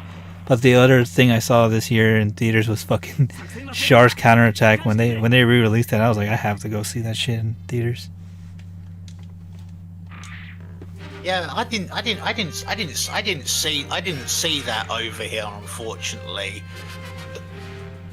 I think I can look for it online, but in the same time, it must have been actually an experience to watch it in cinemas. Oh yeah, fair enough. Oh, you did watch it in cinema? Yeah, it's sick because they had a Fathom event like re-showing of it like this year, and it's just like when you see the mobile suit like fights on the big screen with the loud noises, it's fucking cool. Because then they see it's like almost like a 4D ride, because then like you hear all the explosions and shit, and there's like a scene where you see the mobile, like one of the mobiles is like getting near the camera, you see their big giant fucking jetpack covering the screen. It's just cool.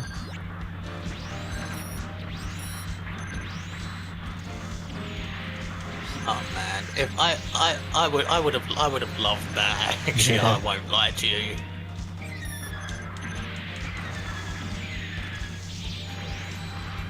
Yeah, I went full. I went all out with that movie because I even brought my new Gundam model kit to the fucking theater. I made a whole YouTube short about it on my other channel, but yeah, that was a cool experience. Yeah, I wanted to go watch the Chainsaw Man movie. Was it wearing like the black suit and tie shit? But unfortunately, I didn't want to wait like a few extra days, because like I didn't want to wait a few extra days on like delivery for the shirt and tie. I had the suit, but not the others, which is kind of a bit of a. Which kind of sucks. But I did like wear that Reason Makima shirt, which because like there's this one like I think it's splash page from the manga that people really were interested in, and it's where Denji was talking to Pochita about who he likes someone, and there's this like particular like bit of both who won that one actually? I think I did, and it penned into me. Maybe, I don't know. Yeah, it was just Reese and Makima in lingerie. Oh wow. Now a lot of people looked at me funny for wearing that shirt, but then again, I've stopped caring. I've stopped caring, but then again, I said if I couldn't get the shirt, like suit and tie and all that shit by, was it Sunday, which was the day I watched it, I'll just wear that shirt.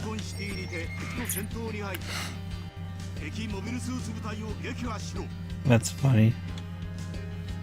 I mean, at least you brought the shirt over to do that. I mean, to be honest, it could be worse. Like, I've seen people like, I remember when I was a kid and they had a Yu-Gi-Oh movie. No, I was in high school and my brother took me to see that movie. There's people like bringing in their whole fucking Yu-Gi-Oh decks and stuff. Yeah, I was actually speaking to someone shared a video with me actually recently regarding Yu-Gi-Oh, and the funny thing is it also involved Gundam as well, because there was these two Gundam Gunpla models playing Yu-Gi-Oh, and I was like, what? That's just nuts. But it was also pretty funny, so there's always that. Like old RP and the Chief videos, you know those videos where the Halo toys play Halo? The Ultimate Cinema series. Oh, I think Zeta Gundam's too OP. I might have to like change them. No, but stick with it. All is well. Like, I mean, it's not tournament play, so yeah. All is well. Yeah. I just like, because I've been just delving too much into fucking slop tubing and like drama videos. I'm like, I need a good like palate cleanser to like make me less depressed and more like not worry about the current thing. Yeah, that's kind of the thing with most of these channels that just cover the same mundane drama. You know, have you ever heard of a YouTuber called More Pegasus? Yeah, I'm like, it's so slop to the maximum. Like, I just can't stop watching it like every day. Yeah, that's just weird because like every time like I see these sort of like channels, the weird thing is it's always stuff like they are completely fucked, they got screwed, like oh my god they got exposed, and it's the same thumbnail and it just seems so conceited. Yeah. Wow, that just happened.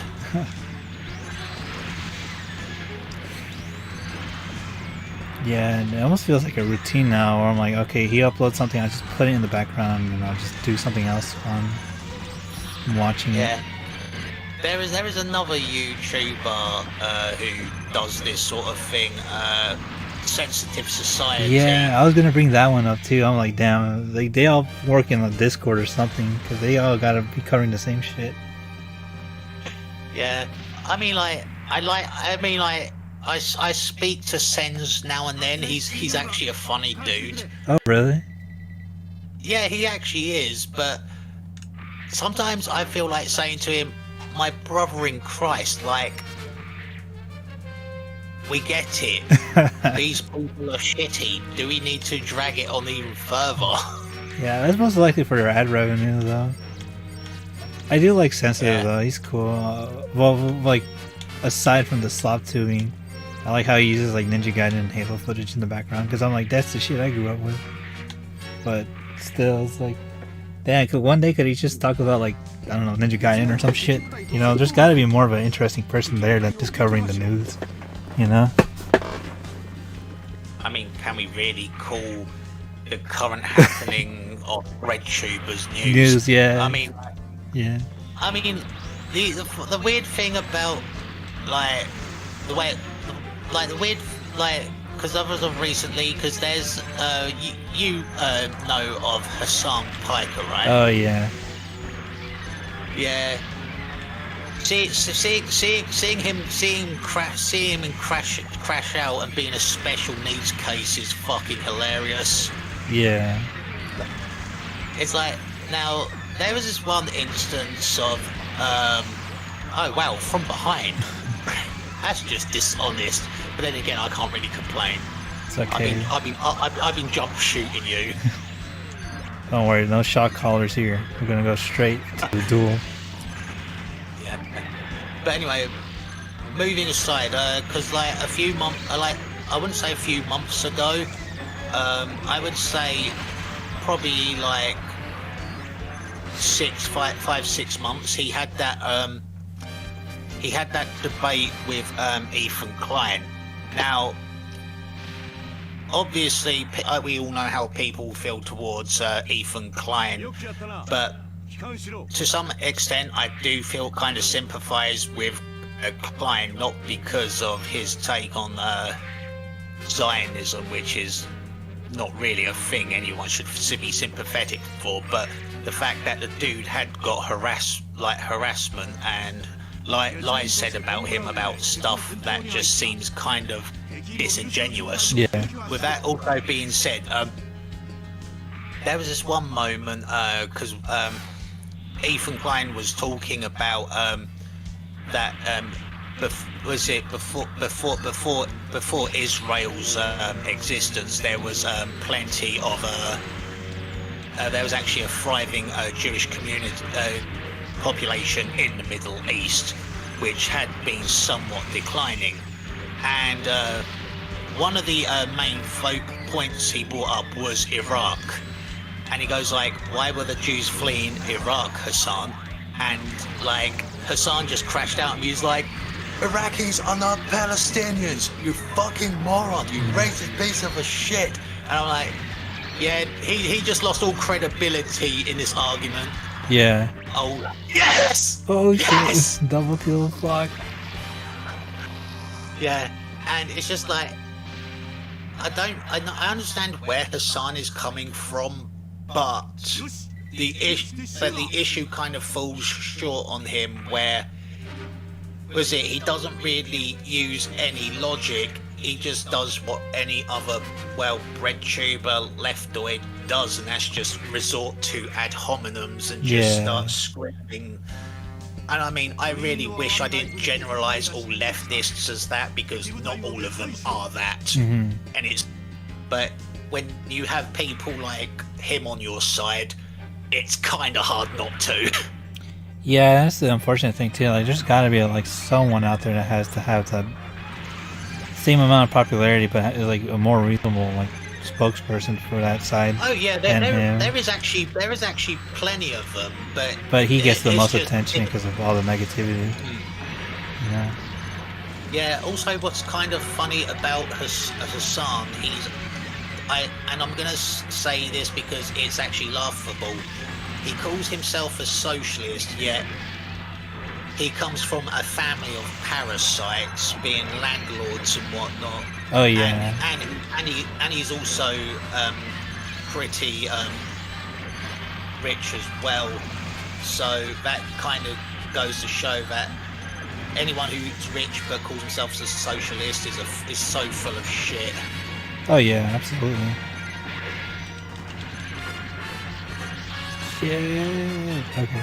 Yeah, he just reminds me of just like a bunch of performative males I used to fucking encounter in college who would say all these like talking points, but they're really disingenuous and they just do it for like either sleazy purposes or just to try to look better in front of other people. Hence the name performative male. But like, yeah, like shit like that, I'm like, it's like a fire, like that's nowhere near like my realm of content. But for some reason I'm like gravitated towards it like every fucking day. But I need to learn to like not watch those fucking things because I can feel my fucking brain turning into slop too, And I'm like, damn, maybe that's what I should pursue in fucking YouTube, just report on current YouTuber drama. But I'm like, damn, I think I enjoy making this content more, Yeah. Yeah, if anything, I really don't like doing responses or whatnot, because the first response I did wasn't necessarily suicidal, but on my end, but rather it was actually just me responding to a quote-unquote metalhead guy who's in his 40s complaining about what kind of people he don't like in the metal community, and I felt that he didn't really offer anything constructive other than these people are either fucking clowns and their music sucks and he hates it. I'm like, okay, you don't like tech death metal. Whoop, they fucking do, Christina. Well, his name's actually Chris, but yeah. And I knew he was, and I knew, and when I saw he did a live stream, I knew he watched that video because I pretty much said like he he's practically going over a tangent over something that's really arbitrary. And like, Yeah.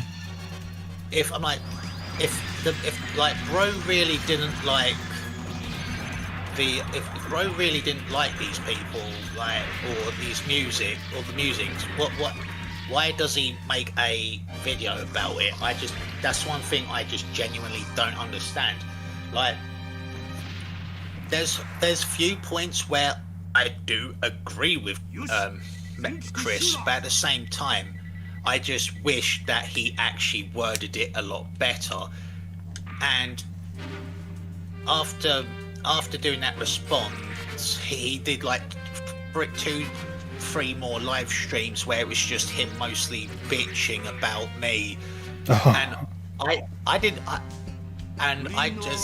because I did a second response to his live stream where I basically say, you know what, when you say talking to you is like a brick wall, I disagree, because a brick wall has more personality and isn't a boring cunt. But I'm kind of glad that Degenerate hasn't been posting videos, because boy, I'm just waiting for him to get really. I'm just waiting for him to slip up. Actually, no way. I have slipped up. No, not me. I've slipped up. He has slipped up. Because one of the biggest ironies, like, he has ever said, like, because like he says, like, because someone in a live stream asked him how does he feel towards music like National Socialist black metal, and he says he hates it because there's no place in racism in this world, but suddenly transphobia and homophobia is okay. Make that make sense. Oh Jesus, yeah. That's insane.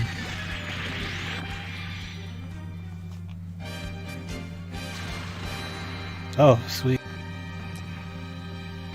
Yeah, so I've had encounters too with some YouTube comments, and like I've even seen some videos where like people are like just like saying some of the most dog shit like takes for like fighting games. I've honestly debated about making like a response to some of those videos, but I'm like, I'd rather just like save my energy for something else, you know.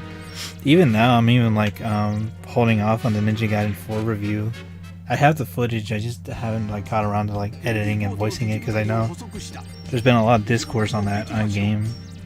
I'm like, damn, I really like the series, but I hate this new sequel. But at the same time, like, I see a lot of people liking it, but I don't want to get fucking clipped out like on Twitter with like 3K likes saying this dude doesn't understand Ninja Gaiden or some shit, you know? When people want to just voice their opinions on the game. I actually truly understand that, Rick. I truly understand that, mate. Like me, I understand. Sometimes you've got to like take a gamble with these sort of things.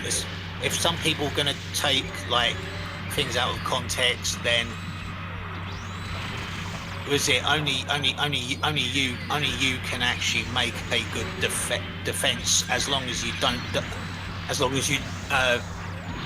double down hard. Yeah. Like, and make it like you like make it like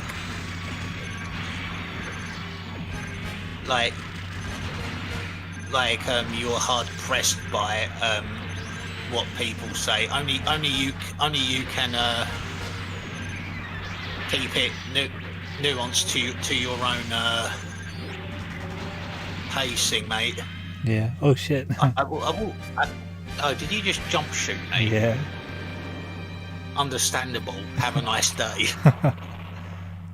But yeah, I think I know what you mean. Like, basically, it's just trying not to make it get like under your skin, I guess, in a way. It just sucks that I've seen that like a lot of people that genuinely do have the same takes I do are not the best person to speak out against it. But at the same time, it's like this game generally there is a lot of fucking problems. Like I've encountered some game breaking glitches and bugs in the fucking game, but like I don't want to be like, oh, it's just because you don't like the combat and platinum style of combat you hate Ninja Gaiden 4. I'm like, no, I appreciate platinum, but this new game is just not well made, and there's like been some glitches and like game breaking stuff and Yes. shit that isn't polished that for some reason made it to like the launch of this game. Yeah, surprisingly, this is actually a good point you bring up, actually. Are you familiar with a fighting game channel called Mike Hollow? Yeah. Yeah, because he and Tom Brady were like talking about the Legacy Collection for Mortal Kombat, and they felt like there's a lot of things wrong with it. Yeah. And obviously that's obviously a given, because like even a lot of people voiced their discontent with the Legacy Collection. But what? Oh fuck. Get jump shot, idiot. Yeah, and when they brought it up, like there was this one person who took major offence of that, because the people they were calling out were the shills, who was it basically said, oh yeah, there's nothing really wrong with this game, when everyone, majority of the Mortal Kombat player base voiced their discontent and said otherwise. Like, I mean, if you're going to be disingenuous over, you know, a video game, at least, you know, at least do it right. Mm. And that's actually a thing with paid, I wouldn't say paid shills, but the unpaid shills who really try hard to really make out a good product is good, but in actuality they just ignore the actual flaws of it. Yeah. And that's what I felt a lot with the modern just like fighting game community in quotes, but I mean like basically the games of it. I'm like, damn, did they really enjoy this, or are they just saying that because it's currently like trending and it's like, you know, not going? Yeah, I think that would usually be the case. Yeah. Because like it's unfortunate, you know, that Itagaki passed away right before launch of Ninja Gaiden 4, but I feel like some people are using that to run defense for this game, and it's like, no, this game genuinely isn't a good Ninja Gaiden game, because you get duped, you get swapped out. Like you think you would go back to play as Ryu Hayabusa, but for like a majority of the game, it's basically just this new fan fiction character, and then it's like people are trying to compare it to DMC4, which I've never played fucking DMC past the first one. But I'm like, this is just pure laziness, because the Ryu levels are basically just boss rush. Like, you already play these levels and these bosses from the first guy. And then it's like, it feels more like a Halo 5 situation where you expect to play as the main character, but it's like some new company's fan fiction, and it's not playing good, and it doesn't feel like the old games. But I see on Twitter people are running defense for this game, and it's like, wow, no. They're like, you're not a true fan if you don't like this part of the game and all this stuff. I'm like, no, the fan base doesn't like it at all. But yet, since the bigger, more mainstream voices are saying that they like it, that's like the general consensus of their opinion, you know? Yeah. Gaslighting and putting things in people's mouths, it just seems like an on-running theme. Yeah, just anywhere, right? From games to like current events, it sucks. Nuances is dead now. Yeah. Funny, because Gundam is what taught me to have nuances in everything. Fuck. But yeah, that's the thing that just sucks now. Like nowadays, you can't just have an opinion without being bombarded by like a bunch of shills or a bunch of haters. It sucks. I mean, I guess it's always been like that, but now more than ever. Yeah, it's funny you actually also mentioned this, actually, because when I did the video before I long deleted it, I did a video justifying why arena fighters are fighting games, and I know I've said this way too many times, but it's but it's actually my current.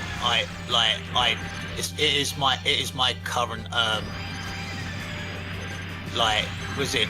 mind belief. And whilst I actually made good and somewhat coherent points, there was this one dude who commented, and of all things, this motherfucker had a Naruto profile picture.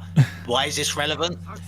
Because whilst Naruto kind of has a lot of the grip on the arena fighter genre as well as Dragon Ball, he says, yeah, that's cool and all, but these games are not going to be on Evo. I'm like, I don't care about Evo because we're not talking about Evo. Yeah. And he goes like, you do a lot of videos that's pandering to the FGC, and Evo holds a lot of weight, which is really important for the FGC, the people you're pandering to. I'm like, no, I'm not pandering to anyone. I do videos for anyone who wants to watch them. Yeah. Now, we're not, as I said, we're not talking about Evo. We're talking about arena fighters being fighting games. If you don't understand the nuances, then you're watching the wrong video. And he goes like, yeah, but they're not going to, but these games are not going to be on Evo. I'm like thinking, sure, princess, sure. Yeah, and it sucks too because like if Evo were to dictate what really is a fighting game, then fucking competitive Jenga rock paper scissors is a fighting game, and DOA isn't. Fuck it. Yeah. Let's turn Jenga into a fighting game. Yeah, so much so that they made a fucking animation short about Justin Wong and the Marvel gods playing rock paper scissors, which that dragged out so long, man. That's not a funny advertisement. I mean, I like the animation because it's made by Speedoru, that one animator guy. But the fucking advertisement, like for like some random person in the crowd winning a PS5, just took forever. Yeah. But yeah, if we're going by that logic, DOA isn't a fighting game, and Smash Bros. Melee is more of a fighting game because it's on the Evo main stage. But it's like, I don't know. that's why I kind of like. I don't long for being part of the FGC anymore. Do you? Yeah, I mean, when I was a kid, I used to like dream of like going to fucking Evo, like as stupid as that is. But nowadays, it just doesn't feel like it feels so corporate, and it just doesn't feel like what it used to be. Well, I mean, that I think part of that is due to the fact that Sony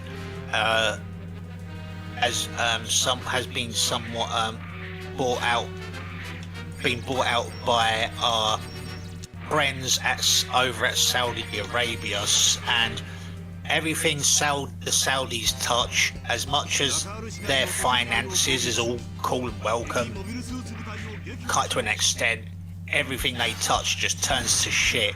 You want a prime example? Look at their decision for City of the Wolves. Whilst yes, it does look and play like a competent fighting game, and it is good looking, and it plays good from what people say. Their choices for quote unquote guest characters have been rather questionable. Oh yeah, absolutely. And just to go back to the gameplay, like all the modern fighting games that just play like super unified, that one does feel like the best, but it still feels like what everything else is doing, like following a trend just to cater to esports and what can cater to like view time and shit. That's the thing that kind of kills me about modern games. It's like anywhere it always tries to cater to like a modern audience of, oh, let's see if we can make this like enough engagement just so we can have ads and shit. Just make this easier for the newer players that have never thrown a Hadouken, be able to do a 400,000 hit combo that takes 5 minutes. It takes your entire life bar. But the thing is here, Rick, I don't hold it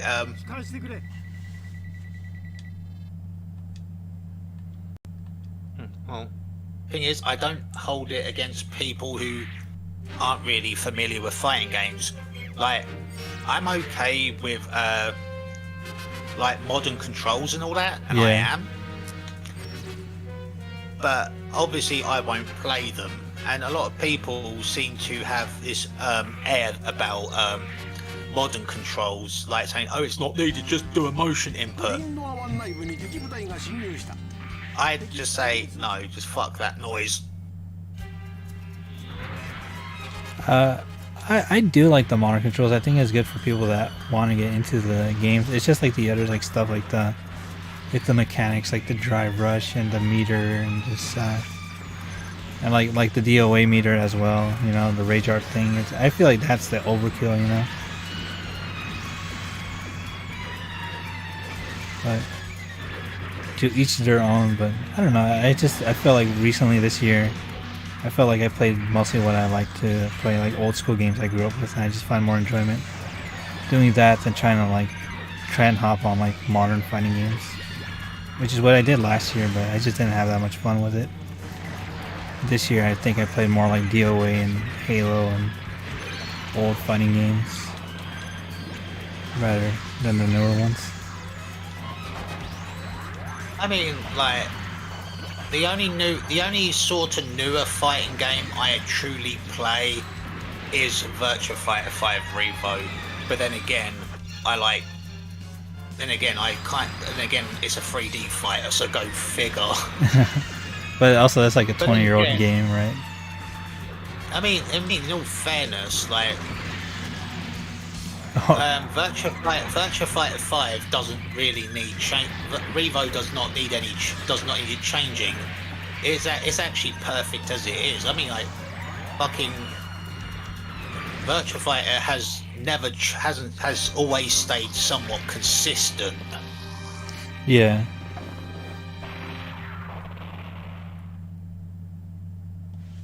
That's a cool pose. Coming to think about it, I hope after this stream no one complains about it, because I have said quite a fair few things that most people will take wrong. offense by, even though I actually genuinely mean well. Yeah, I mean, if that's the case, I could just private the stream, but or I can just like make a super cut of our first 10. But I mean, I don't mind it. Like, it's live, and it's like most people just watch like the main event anyway, you know. But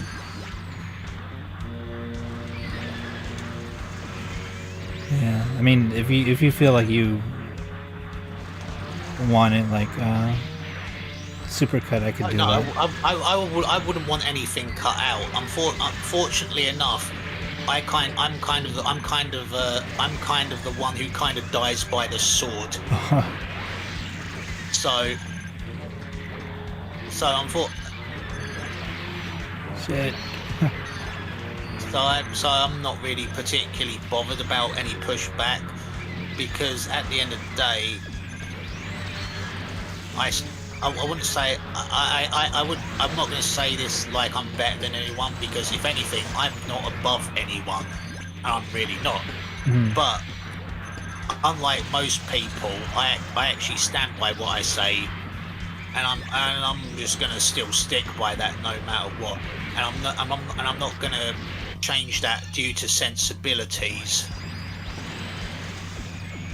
Like, if I have to take someone's words, if I have to take someone's emotions out in front of my own logic, if it is needed, then I would happily do it. But if I have to give up my logic for someone else's sensibilities for all the wrong reasons, then fuck them. I'm not doing it. There's more nuances that I believe in. Like, I'm not gonna be in like the people that are gonna be super ultra sensitive, you know. I worked enough warehouses and met enough different people from different backgrounds to like be Oh yeah. desensitized from. I was the same. I was the same as well. Because I used to work in a lot of warehouses. Now I refuse to do them purely for the fact is that they are so mentally breaking. Yes, they are absolutely, absolutely.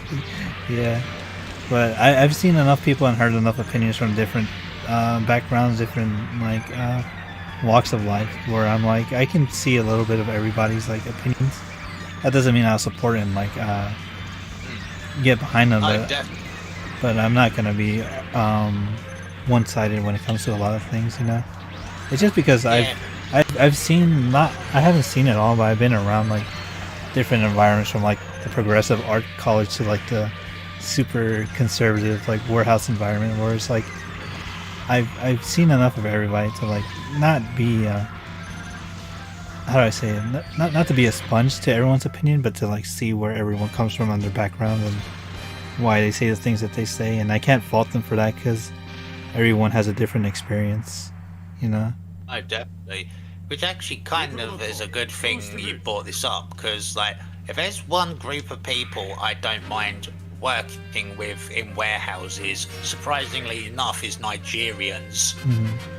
Because when you hear most people give out like views and opinions regarding Nigerians, it's usually a negative one, especially over here. Well, England specifically. I don't live in England anymore.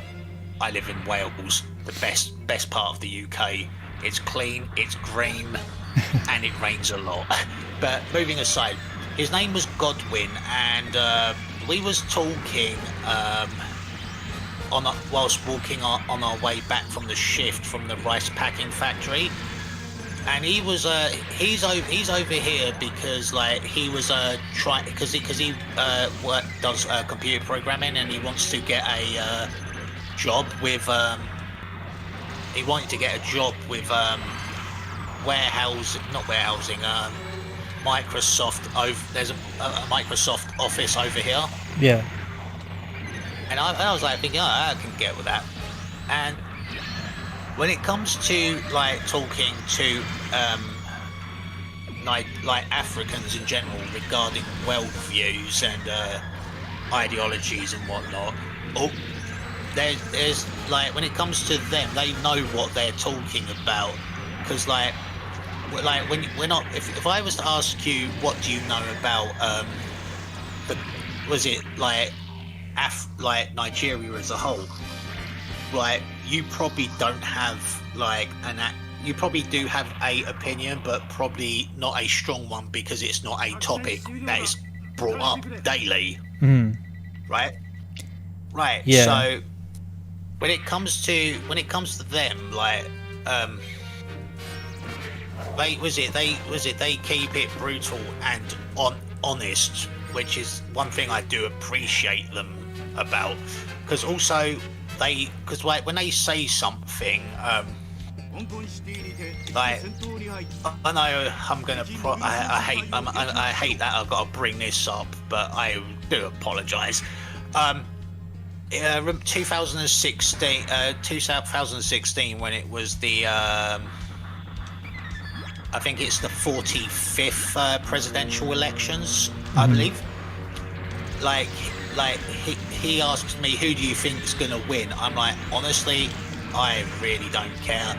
And I'm like, but then I decided to talk to him about it, and I'm like, so what do you think is gonna win? And he said, I think Trump is gonna win. I'm like, what makes you say that? And he's like, now a lot of people will disagree with me on this, but when you hear him speak, he says something not a lot of people do, and that is something what is considered strong will. And he says people respect people who seem strong in speech. Now I'm not sure calling Donald Trump strong is really something I would agree with, but I do see his point. Yeah, it comes across as like being like confident and blunt in what you're saying, you know. And then I feel like people gravitate towards that more, regardless if they agree with what the person is saying or not. Yo, how's it going? Yo, what's up, Funny Night? We just did a first to 10 with Nate on Soul Calibur 2 earlier. He won the set, and we're getting real philosophical while we're playing Gundam. But yeah, like and just being like in a state where I live, it's considered a red state, like a conservative state. But I've been into like a very progressive university for a few years, and then, like I said, working in a warehouse that's more conservative in views. You see all walks of life and how different people interact with each other, and that really opens your eyes to see like who were like the more sheltered people and who were the more people that were like working to get by, you know. That's standard. Yeah. Like I grew up like I kind of grew up like in a sort of multi-ethnic county in the southeast of England, and what's weird that because most of it is mostly Caribbean. Surprisingly, well back then it was, and I was pretty friendly with like Jamaicans, and it's just weird because when you are kind of in that surrounding, we all just kind of have our own, like we kind of have our own dialect and whatnot where we just speak in slang. Mm-hmm.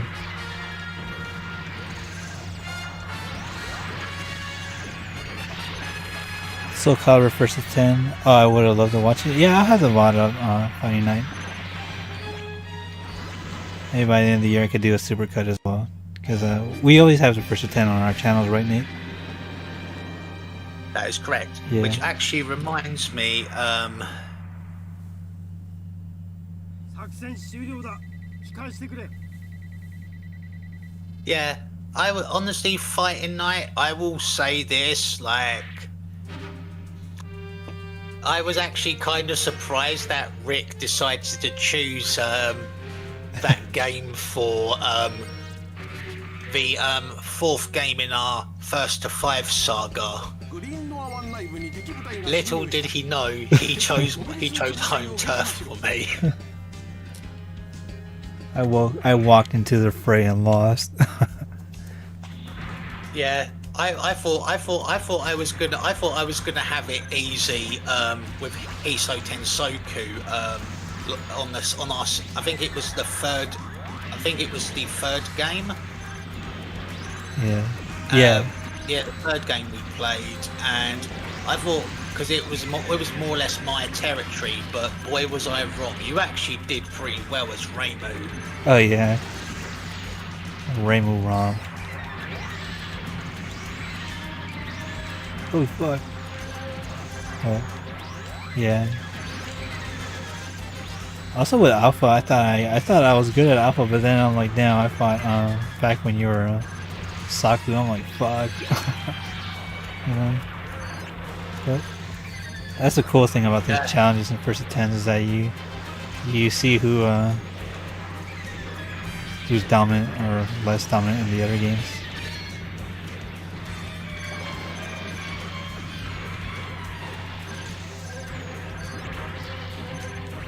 I'm actually kind of glad I killed off Saku, if I'm honest. Oh yeah. Yeah, Saku needed to die, really, if I'm brutally honest. Like, I felt like Saku actually kind of made things worse for me mentally. Oh. There I am. ご苦労だった。帰還してくれ。 Well, hey, considering that Soul Calibur 3 is re-releasing on PS5 soon, I think it was definitely appropriate to play SC2. That's pretty cool. I know they have been re-releasing those games. I know they had Tekken 3 on PS5 recently. But Did you just... Can you... oh shit. Considering that... Oh, they're re-releasing... I think... Like, they should actually re-release it for all platforms that isn't just PlayStation. Yeah. Because between me and you, I would love to do fucking Soul Calibur 3 again. ナカール市街の敵部隊を攻撃する。敵部隊を撃破しろ。 Yeah, that'd be cool. They could even release one like 5, even though it wasn't like the best one. That'd be cool just to Did see you it. think 5 is the best one? For Soul Calibur? I might misheard. I apologise. Oh, I wouldn't mind giving that one a chance again. That's because that's the one I didn't give that much of a chance, aside from the PSP one. But it was, I mean, it's fine.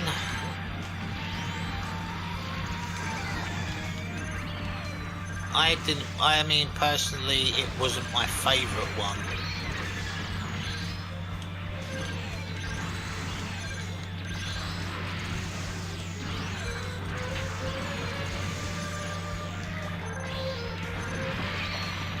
I just wish they would release a collection for the Namco like 3D fighting games.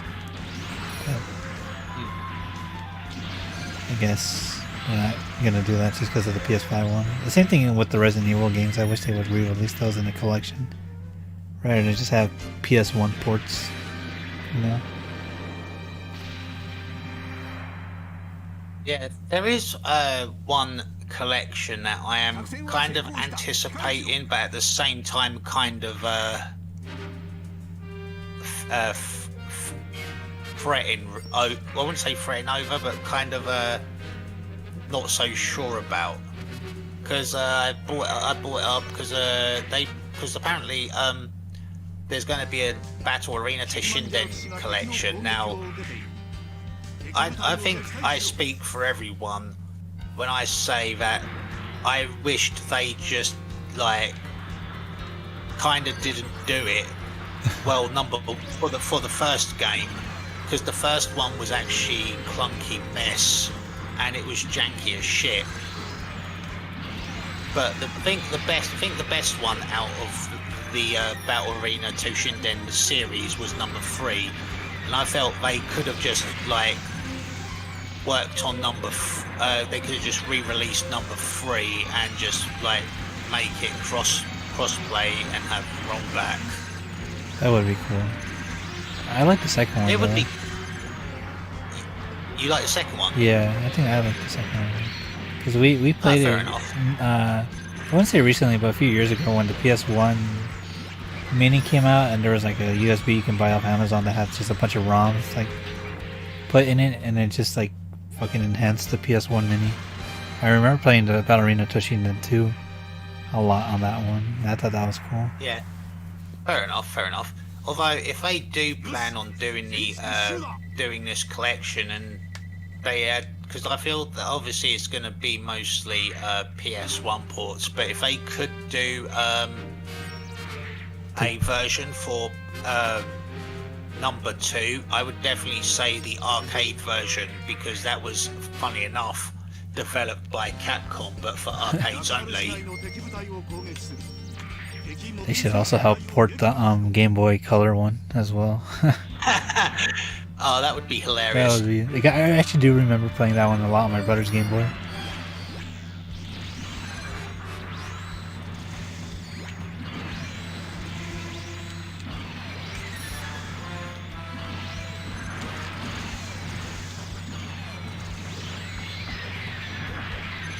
Let's go.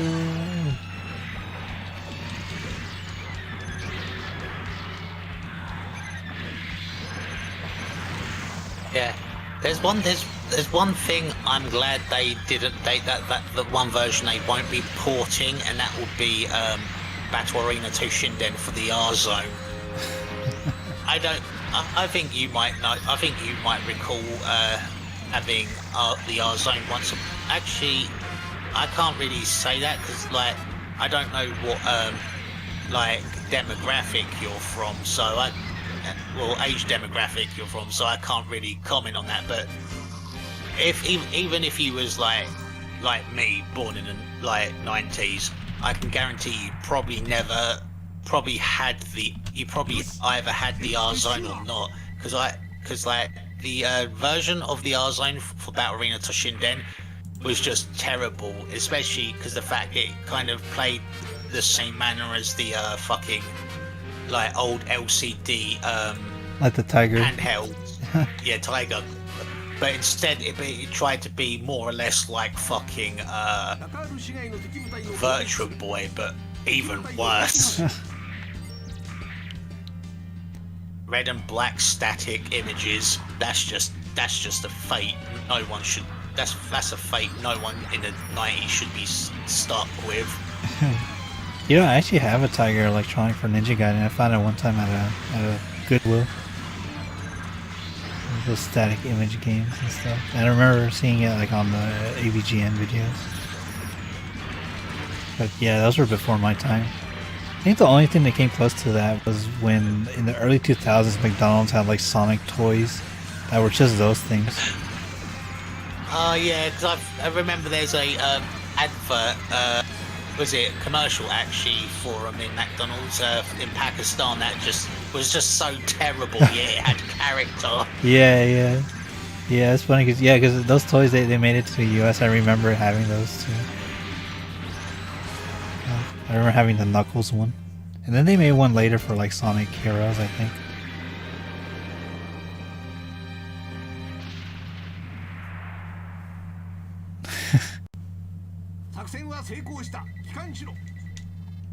I think we can do a few more of these and probably call it. Yeah, we've been playing this for quite a bit. Yeah, it felt more like a. But then again, I think it kind of justifies it, considering that well, like I say, the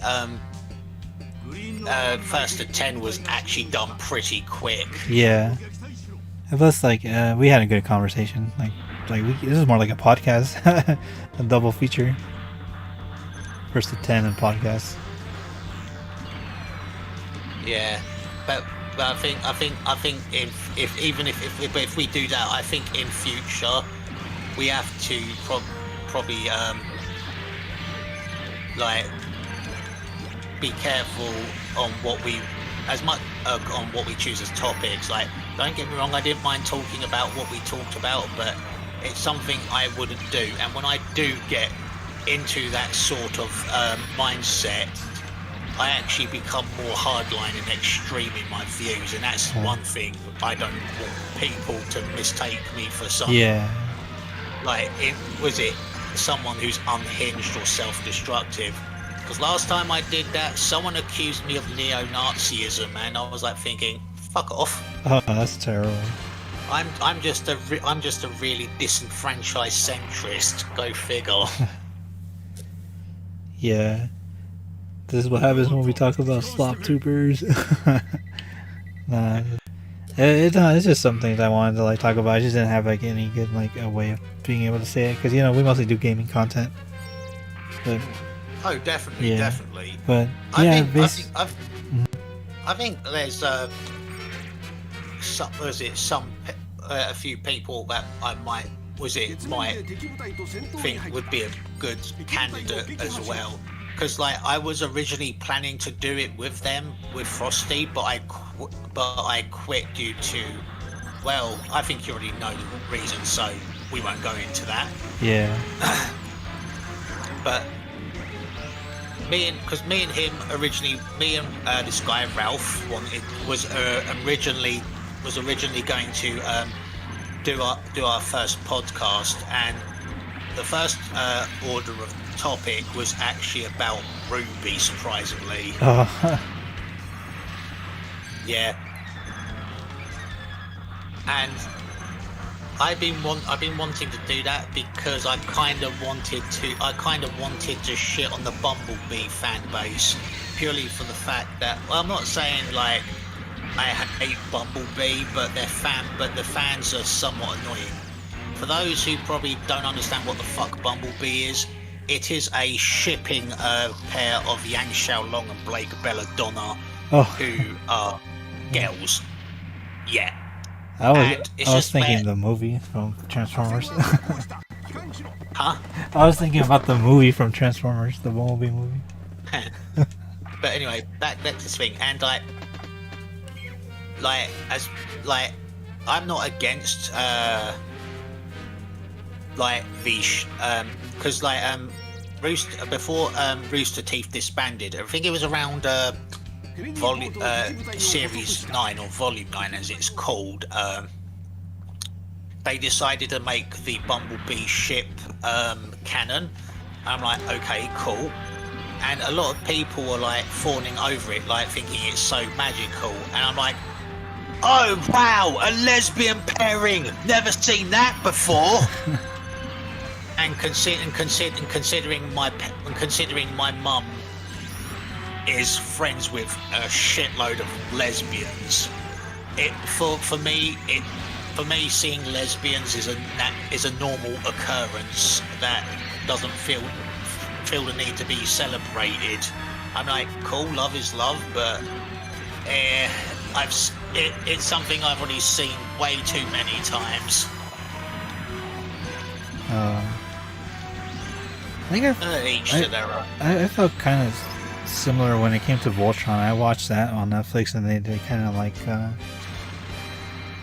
they had the shipping thing, but it felt like because it was mandated, not mandated, but like because the fandom really wanted like these two characters to get together, they made something completely different for a different character, or they forced like a love interest in there. But yeah, I don't know. It's just sometimes people cave into their fandoms too much. I think the same thing happened to The Legend of Korra. I just never got into that series to like care about it though. But hey, shall we make this the last one?